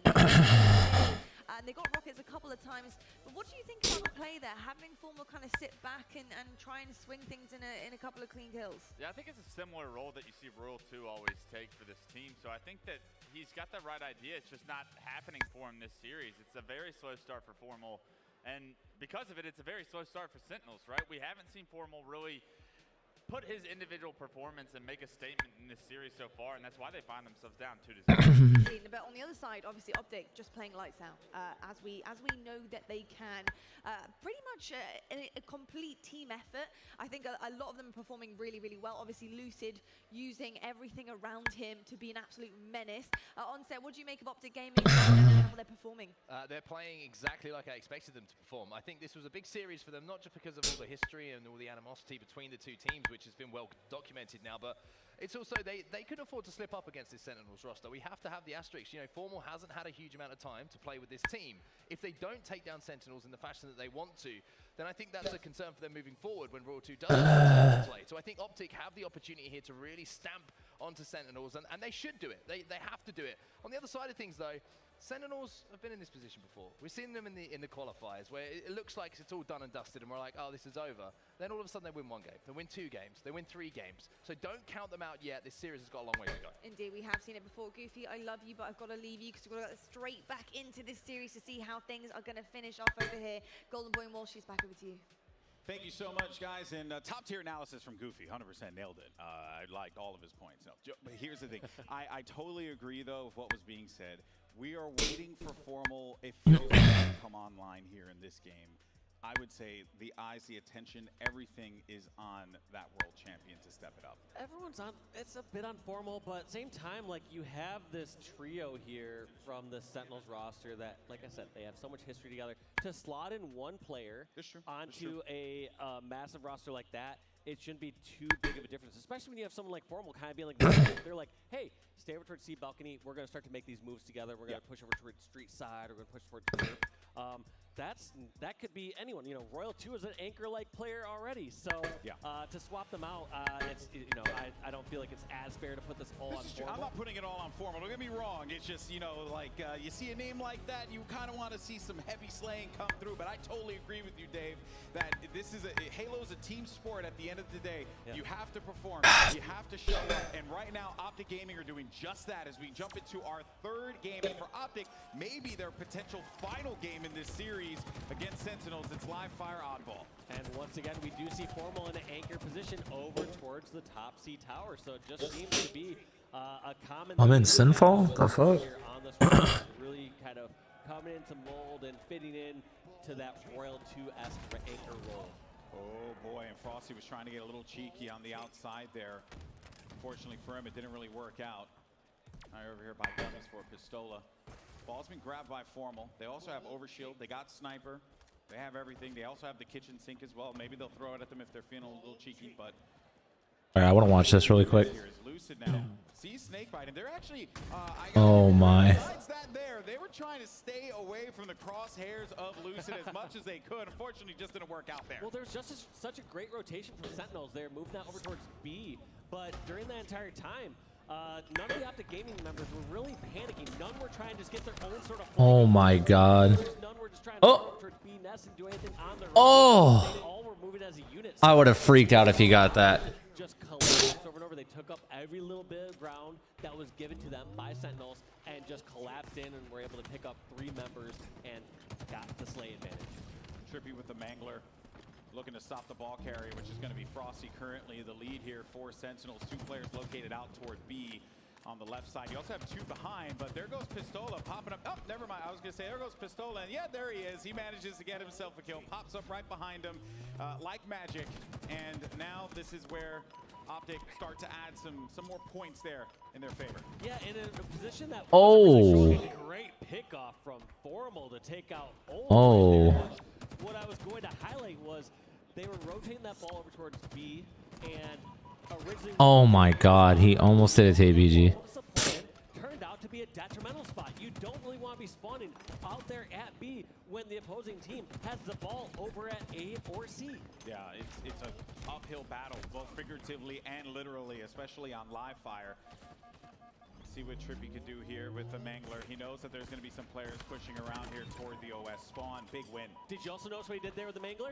If you drop the Mangler rather than hitting swap weapon, you get your BR shot a little bit faster. So you notice there after he hit his second Mangler shot, he held down the swap weapon button, which enabled him to drop it, and just shooting, like I said, like 0.1 or 0.25 seconds later. Watch the Shy Away video and you can find out exactly how much longer it takes, but that is just a different mechanic that these players are taking advantage of within this Halo Infinite sandbox.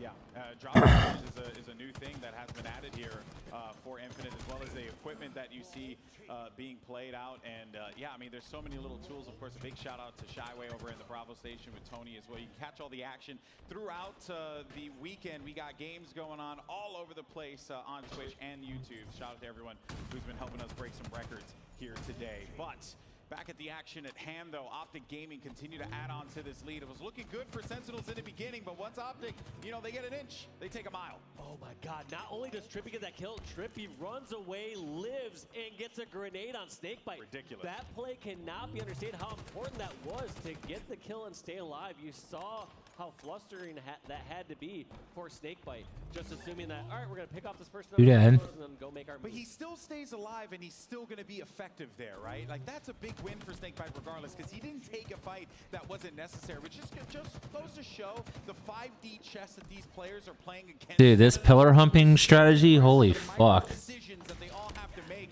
Oh no. Where Sentinels can start to add something on the leader, or excuse me, on the scoreboard here. And that's another thing. Snakebite shooting a shot off in the distance, take away as much of the ammo. And that was something I started to see, or we all started to see in H5 when you wanted to keep snipers away from Splice at the time. That was Dude, they're fucking getting farted on. Yes. just small details that have changed. Look, I love Formal.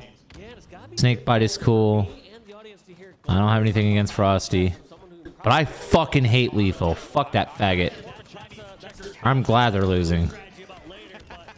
Yeah, you bring up that great point that these players are very selective of what fights they're taking. They realize when they do have those minimal advantages, they really have to press those, get those finish kills while they can, and then they can collapse in together. So it's one of those situations that, like I said, the fact that Trippy was able to stay alive so long, it really changed the tides of. Yeah, well, they're trying to clear out bottom mid, and that's Trippy with that heat wave. Pistola can't go in there and help out quite yet. Has to wait for the shots to come back to the Oh my god, if he didn't have that. But APG's there to help out his teammate immediately after that. The lead continues to add up here for Optic Gaming, 70-32. Sentinels have not had an opportunity to get the ball and get time on there. Finally, they grab the ball, and finally, they could maybe cross that 40-point threshold. But they're really not getting any sort of solid setup. They're not getting like a full setup at a tower or towards garage or anything. They're scrapping up a little bit of time as they're trying to rotate it away and get away from the Optic Gaming members. Oh, good challenge. Oh! Big win there. Oh! Oh! Oh no, APG. You don't let TJ do that to you. With the sandbox and the tools that he had available at his disposal. Ball's still going to be available bottom mid, and this works out in the favor here of Oddball because they can let this thing keep going. It's Oddball's a round-based game now, Walsh. You can let them continue to make the push low. They don't got to grab the ball. They got the lead. When you're in the lead like that, you are fine with just trading kills. So Hey, Bubba. Optic does not panic and does not Okay. let get a full setup. I get a little loud. I'm sorry. I get a little loud. Huh, Bubba? Make Sentinels sacrifice one of their lives to get 3 or 5 seconds, and in doing so, Wait. they lose the control. It's just sort of like that crazy catch-22. Like, how Want some Halo with me? Yeah, good boy. kills and all those sort of situations. So it's really difficult. Bobby should be here soon. They are seemingly forced to Yeah. grab some ball time or get a Go rotation home. while getting the kills on Optic, who are such strong slayers. Well, it works out for them here. They do manage to get that ball time. Formal also gets himself the overshield. He's going to get aggressive there onto Pistola, but handle Ooh. just like that.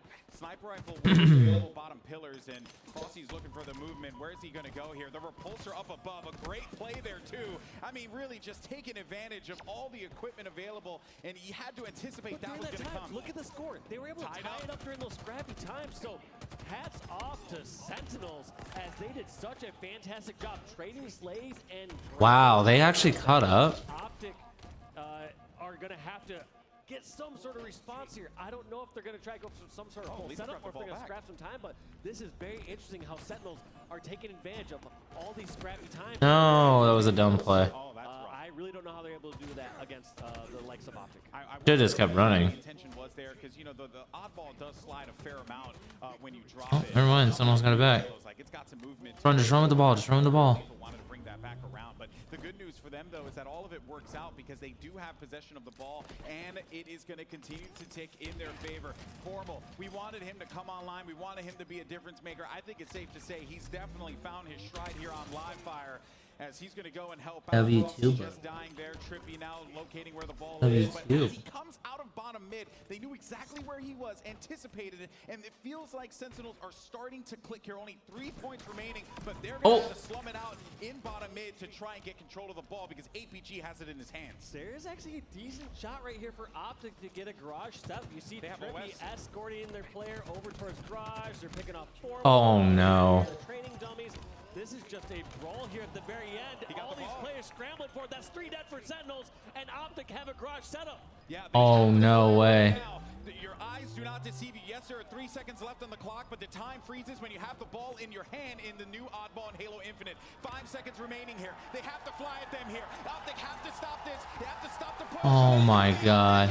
Who clutch up when they needed it and win the first round here on Oddball Live Fire. Oh my god, I love that new Oddball mechanic where when you grab the Oddball, time just freezes. So we are allowed to see comebacks like that, and just like that, we're already in round 2. We can't even reflect. No time on the to last break round. it down, Walsh. No time. We'll leave it to the desk.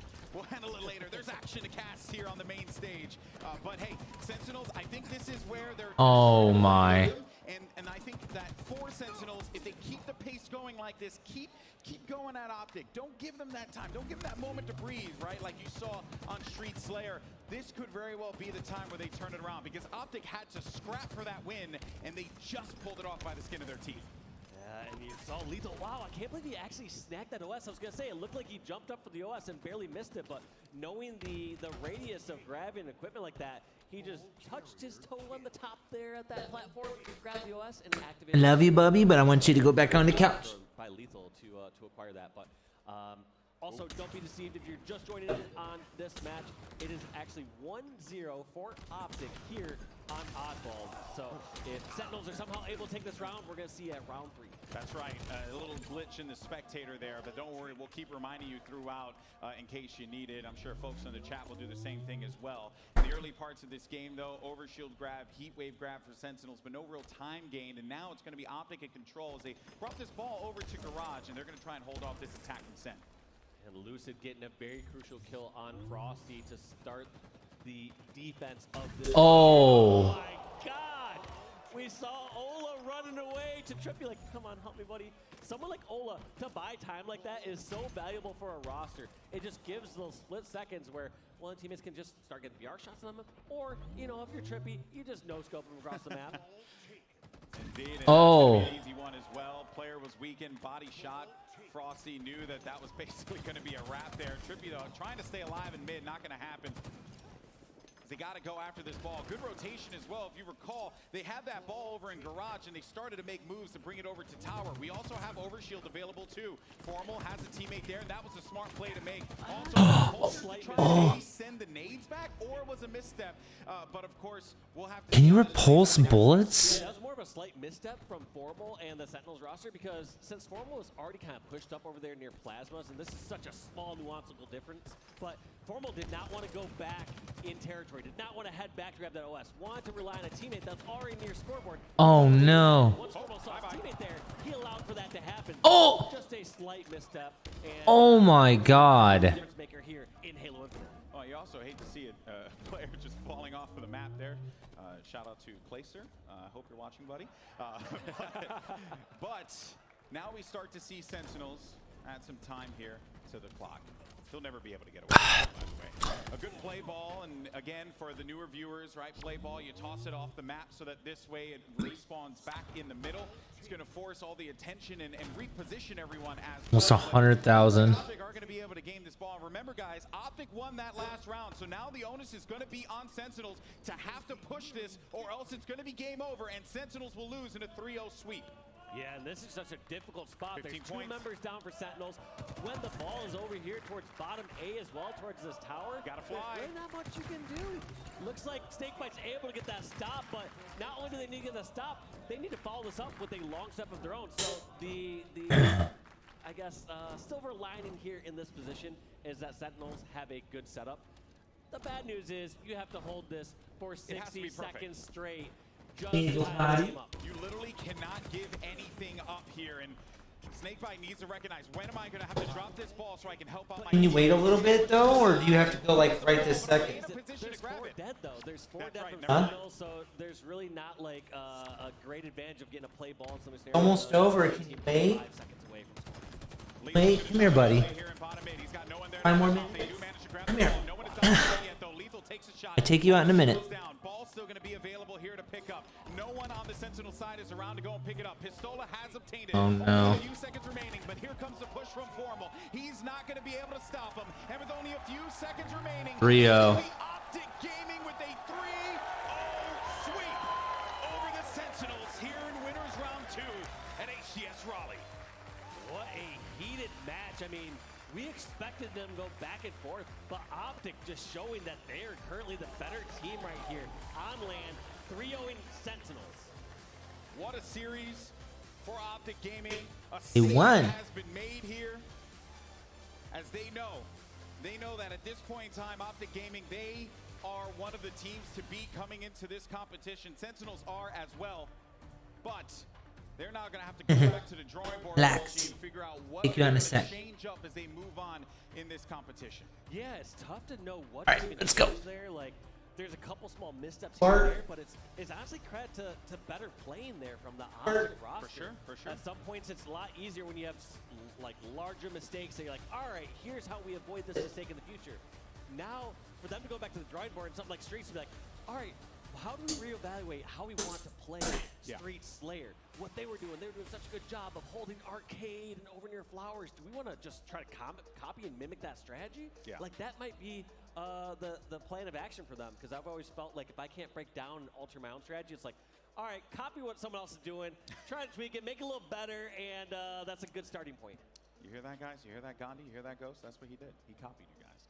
No, but real talk though, man. I mean, what an incredible series that was for Optic Gaming. And the good news is we're going to have an interview actually, because the talk of the town, Lucid, is standing by with our very own Guy Blaze to give us the breakdown. What's going on, guys? Hey, thank you so much, GB. Guys, I got Lucid on the main stage. Make some noise for him in the crowd if you're some Optic Gaming fans. All right, Lucid. We know that you guys got some history with this team here behind me, but in the end, what was the mindset that you had to come out here and have such a dominant performance for them? I mean, I would say the mindset for us was just treat them like any other team. I feel like we've talked about this time and time again. We've had losses in the past few weeks, and we're just like, we know that if we're struggling, we're kind of losing our grip and getting a little hectic, that means that we're going to kind of crumble a little bit, and we've been working on that. We've been staying focused, and we're like, it doesn't matter what team it is. We can treat them all the same. We just got to know what we need to do. It's not about playing the other team's game. It's about playing our game. Yeah, and you know what? That's hard getting out of tough situations like that. And this Optic Gaming squad has been through a lot. But tell me a little bit about your teammates, okay? Because you got a good group of guys around you. And how do they help you get through these matches? Yeah, I have a great team. So shout out to these guys behind me right now, just chilling after that win. But everyone plays their part, and we all have like a very, I would say, equal part to play. It's never just one of us do this, one of us do that. I feel like that's just kind of Halo in general, you know? It's like you gotta fill the space that's available, and you gotta do what you gotta do at the end of the day. And this group of guys, myself included, like, we know what we gotta do. As I was just saying in the previous answer, we know we can play our game. When we do, we can stomp people out, no matter the team. Hey, no matter the team, you guys get it done when you need to. Any shout outs out there that you want to give? I mean, shout outs to my family. I know my dad's watching at home, especially. My girlfriend in the crowd, as well as Brad's girlfriend and Joey's girlfriend. All the girlfriends are here today, so shout out to them for sitting through a lot of these games, a lot of the wait time. Shout out to Optic Gaming and the crowd, the green wall, all of you guys out there, and the crowd, just everybody. You know, this is a big time for all of us, and I know we had some troubles yesterday. Everyone was feeling it, us included.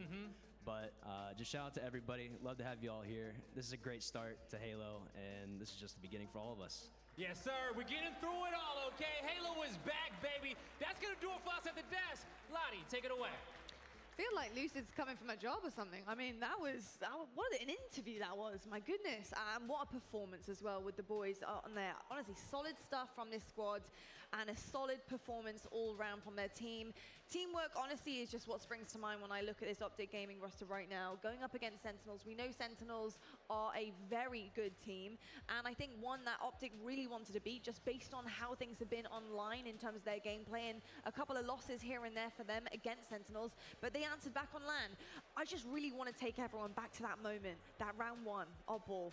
The end of that round was so amazing. The margins were so small. Clutch, take me back there, you know, what did Optic manage to do in order to get that garage setup that really just won that round for them? Well, the biggest part was Optic getting all 4 dead and getting the ball reset to bottom middle, as well as when that ball got reset and they understood where Sentinels was going to spawn, plus overshield was coming up in 5 seconds, so if they're able to get that overshield, they're able to turn that into a full setup. They only need, what, 25 points to in the round in their favor, and one full setup can do that with 1-2 rounds of slays at most. And that's exactly where the game fell into Optic's hands, right? It was a perfect storm of the power-ups coming up, Heatwave was up, the ball was played back bottom middle, and they knew exactly where Sentinels was coming from. When you have all of that information and Optic has all that information at that time, they're able to just play perfect to a T at times, and when they can press that go button, they can press it, and they did that at the end of that round 1. Yeah, Goofy, I didn't manage to talk to you before we kind of went back into that series, so I'm desperate to know what you think about what we just saw before us, because obviously, you know, things were a little bit tight. You know, it wasn't exactly an absolute sweep. I think the score doesn't really reflect what happened, apart from in the Slayer. But what did you make of the series overall? For me, the man of the hour, right? The talk of the town, as Golden Boy was saying, is Lucid. I think he showed us again that he is the best player in the game right now. Going up against this stacked Sentinels team, we understand that they're a little bit behind on practice with the team change, but still, they were dominating all the way through open. We saw them dominate on main stage, and Optic made quick work of them. Only one round in oddball was even close. Other than that, they didn't really have a lead in any game. They weren't the aggressors, and Lucid, APG, that entire team, they were just dominating all series long, and I expect them to be the favorites this tournament. Indeed. I mean, I think it's hard to disagree there that Lucid is really kind of miles ahead, I think, of a lot of players in terms of talent and the way that he actually can perform on the game, and the way he uses a lot of things in game. That being said, though, the team have to do things in order to allow him to perform. And Onset, based on that, what do you see from Optic Gaming in terms of their teamwork? You know, Lucid said on the stage that we all have our part to play.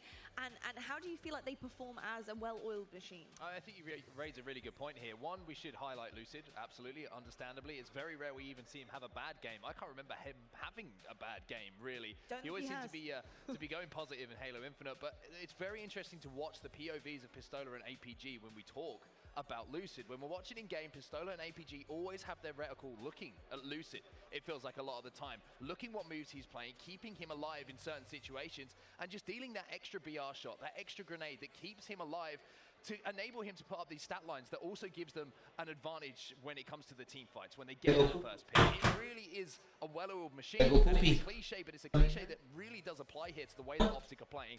He said it on stage himself, Lucid. Every single player is playing their role to a T, and that's what making them so successful at the moment. Indeed. I actually love what he just said, but I have to call out Trippy's performance and how big it is that he stepped up for this Optic Gaming roster, and he's doing it consistently. Every time we went to Trippy's screen, he had a Heatwave, he had a Mangler, he was using the sandbox to his advantage, he was winning individual fights, and that's something that Trippy in Halo 5, he was a great player, but he wasn't winning individual fights consistently against Sentinels or Cloud9. He's able to do that now in Infinite, and because of it, he gives this Optic Gaming roster so much. He looks like he's playing with belief, right? And I think that's the real thing here. When you start winning games, you start winning tournaments, online, offline, you start believing that you're one of the best players in the game. He's showing it right now, and it's such a difference from what we saw with some inconsistencies like you were saying back on Halo 5. Now the man is a machine. He is playing just as well as Lucid is. I think great idea to give him the shout out and the praise he deserves. Yeah, 100%. I think overall that team have shown exactly why they belong here, why they belong in the winners bracket, and I'm really excited to see how they perform against some of the other best teams that we do have here in Halo Infinite. Well, I'll tell you what, folks, that is going to do it from us at the desk for now. We are going to be back, though. We have plenty more action coming your way today. We have seen some exceptional things from Optic Gaming so far against Sentinels on the main stage. It was the revenge match we all wanted, but we have plenty more coming your way. Stick with us. We'll see you after the break.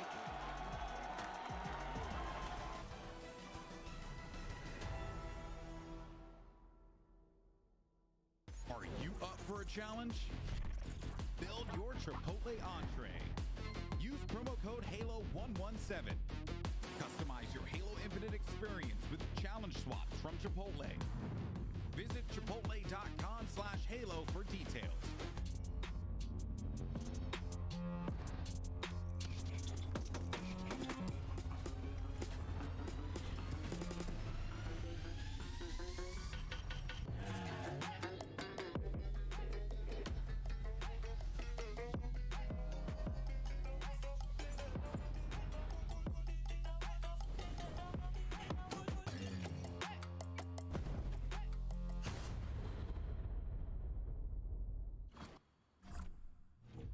I've got you under my skin.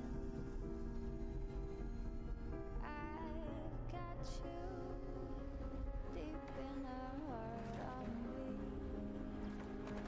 So deep in my heart that you're really a part of me. I've got you under my skin. In a world where Game Pass has PC games, an earth-shattering discovery will blow your mind when it's revealed that that world is this world. Game Pass has PC games. Now playing with Game Pass for PC. Get your first 3 months for $1. Searching for meaning in a relentless world, always connected, but somehow alone, trapped by illusion. We offer another path, where the battle to belong begins. Awakened by a calling, united by the cause you fight for. No one can take away what it means to be among the few, the proud, the Marines. Thomas, you seem triggered. Can you tell me what happened? I've had dreams that weren't just dreams. Time to fly. After all these years, to be going back to where it all started. Back to the Matrix. Am I crazy? We don't use that word in here. The Matrix Resurrections. Rated R. In theaters and on HBO Max.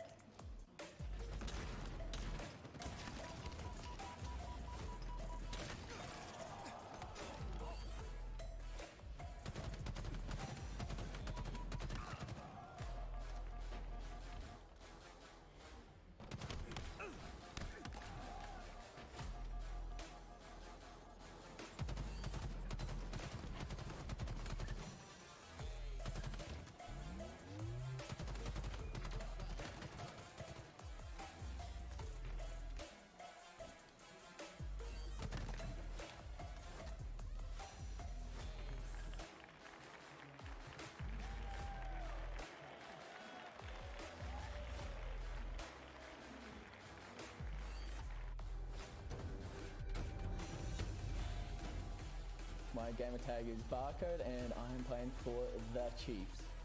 You know, ever since I've been a kid, you know, my brother and my dad, you know, grabbed the first Xbox, started playing co-op Halo 1, all of that sort of stuff. And you know, I was always sitting there watching them as like a little baby, and as I kept growing older, just Halo became the one game I just started playing every day. I like to think that people think, like when they think of Barcode, they think of a straight shooter, cracked shot. Being an ANZ team, it's good having the support from such a small, tight-knit community. You know, everyone knows each other. Everyone's always got each other's back, especially at international events. We're all rooting for each other to do the best as we possibly can. It also does have its hardships though, you know, so coming from Australia, you know, our practice isn't as top tier as everyone else's in every other region. But yeah, no, we come from Australia and we do our hardest to play as best as we can.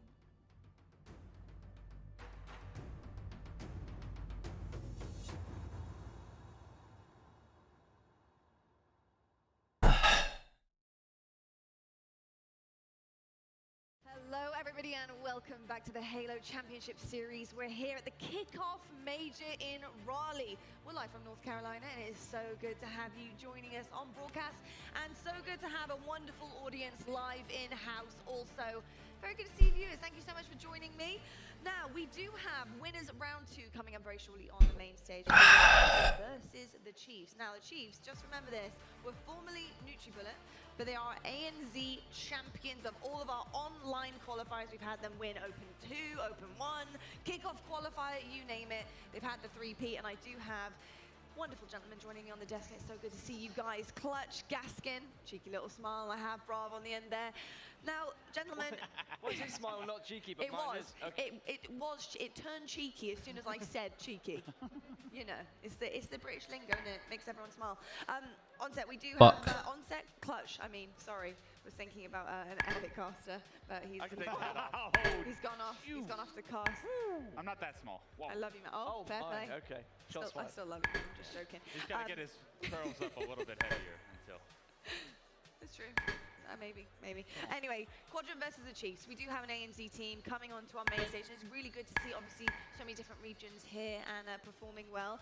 But formerly NutriBullet, they've had not a lot of competition, apparently, because they've won 3 of their online qualifiers to be here, and damn, do they belong here. But what do you expect out of this ANZ team right now going up against Quadrant? Yeah, not a lot of competition in the ANZ region for them, but they have had their hands full so far. In pool play, I'm pretty sure it didn't go too well for them. That's why they're here up and now. But this is a good opportunity, I think, for them to create a North American upset, or I'm sorry, a European upset, and potentially just be regionally proud, right? Get some of that stakehold in that ANZ region that they need.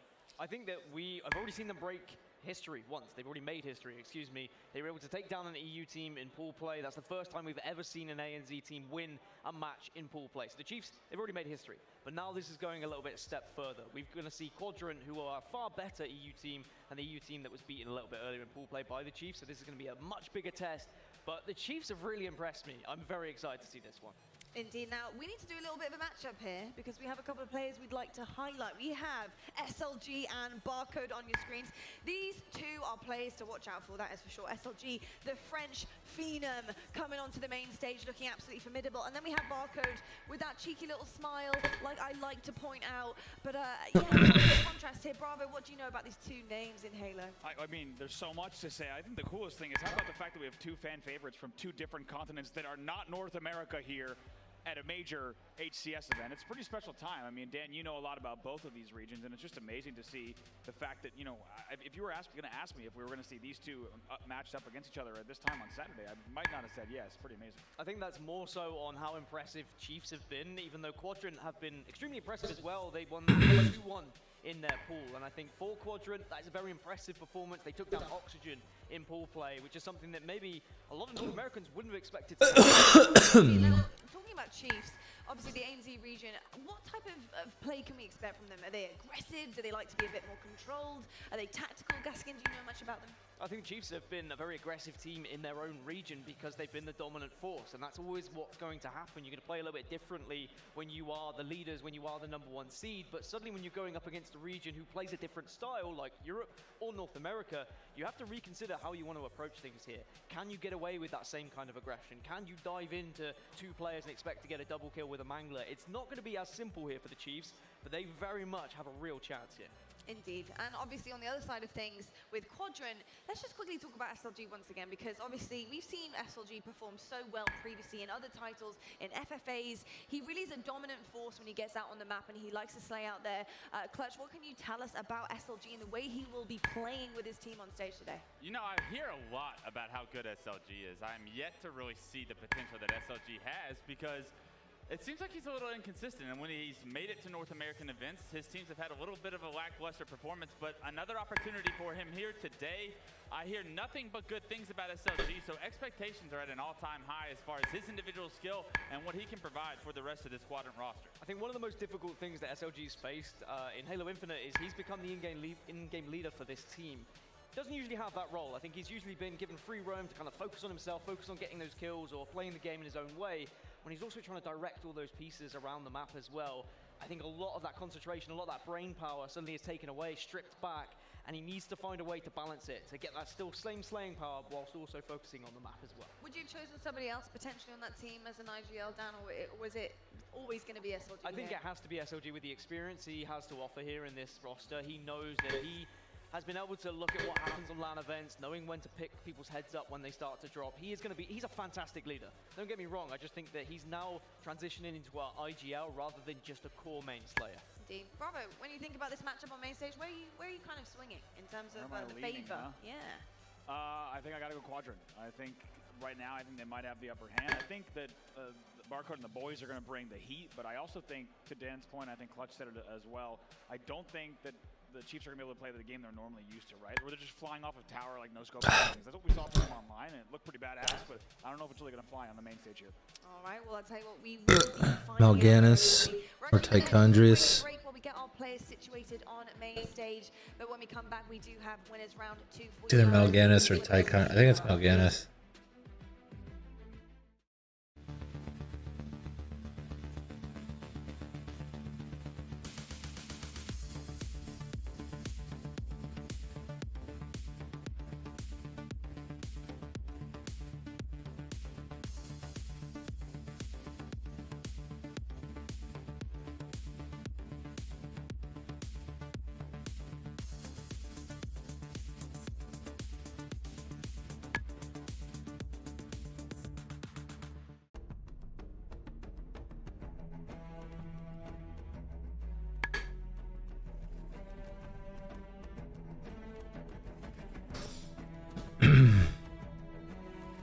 That's pretty cancerous.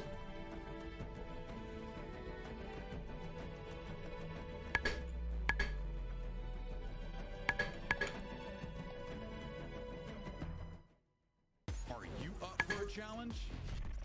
Build your Chipotle entree. Use promo code HALO117. Customize your Halo Infinite experience with challenge swaps from Chipotle. Visit chipotle.com/halo for details.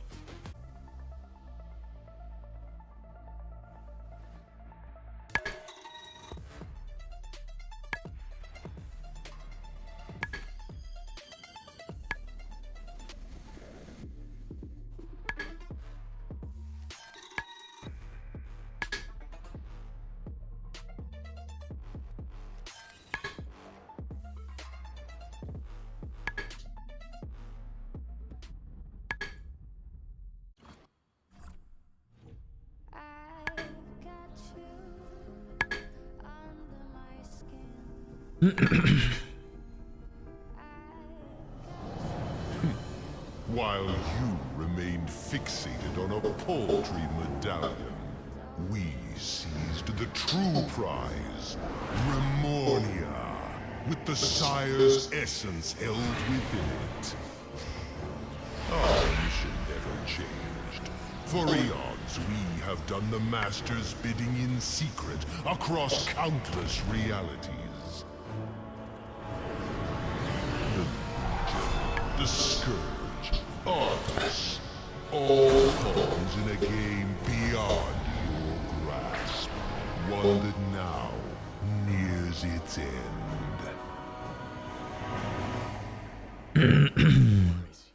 We don't use that word in here. The Matrix Resurrections, rated R. Searching for meaning in a relentless world. always connected, but somehow alone, trapped by illusion. We offer another path, where the battle to belong begins. Awakened by a calling, united by the cause you fight for. No one can take away what it means to be among the few, the proud, the Marines.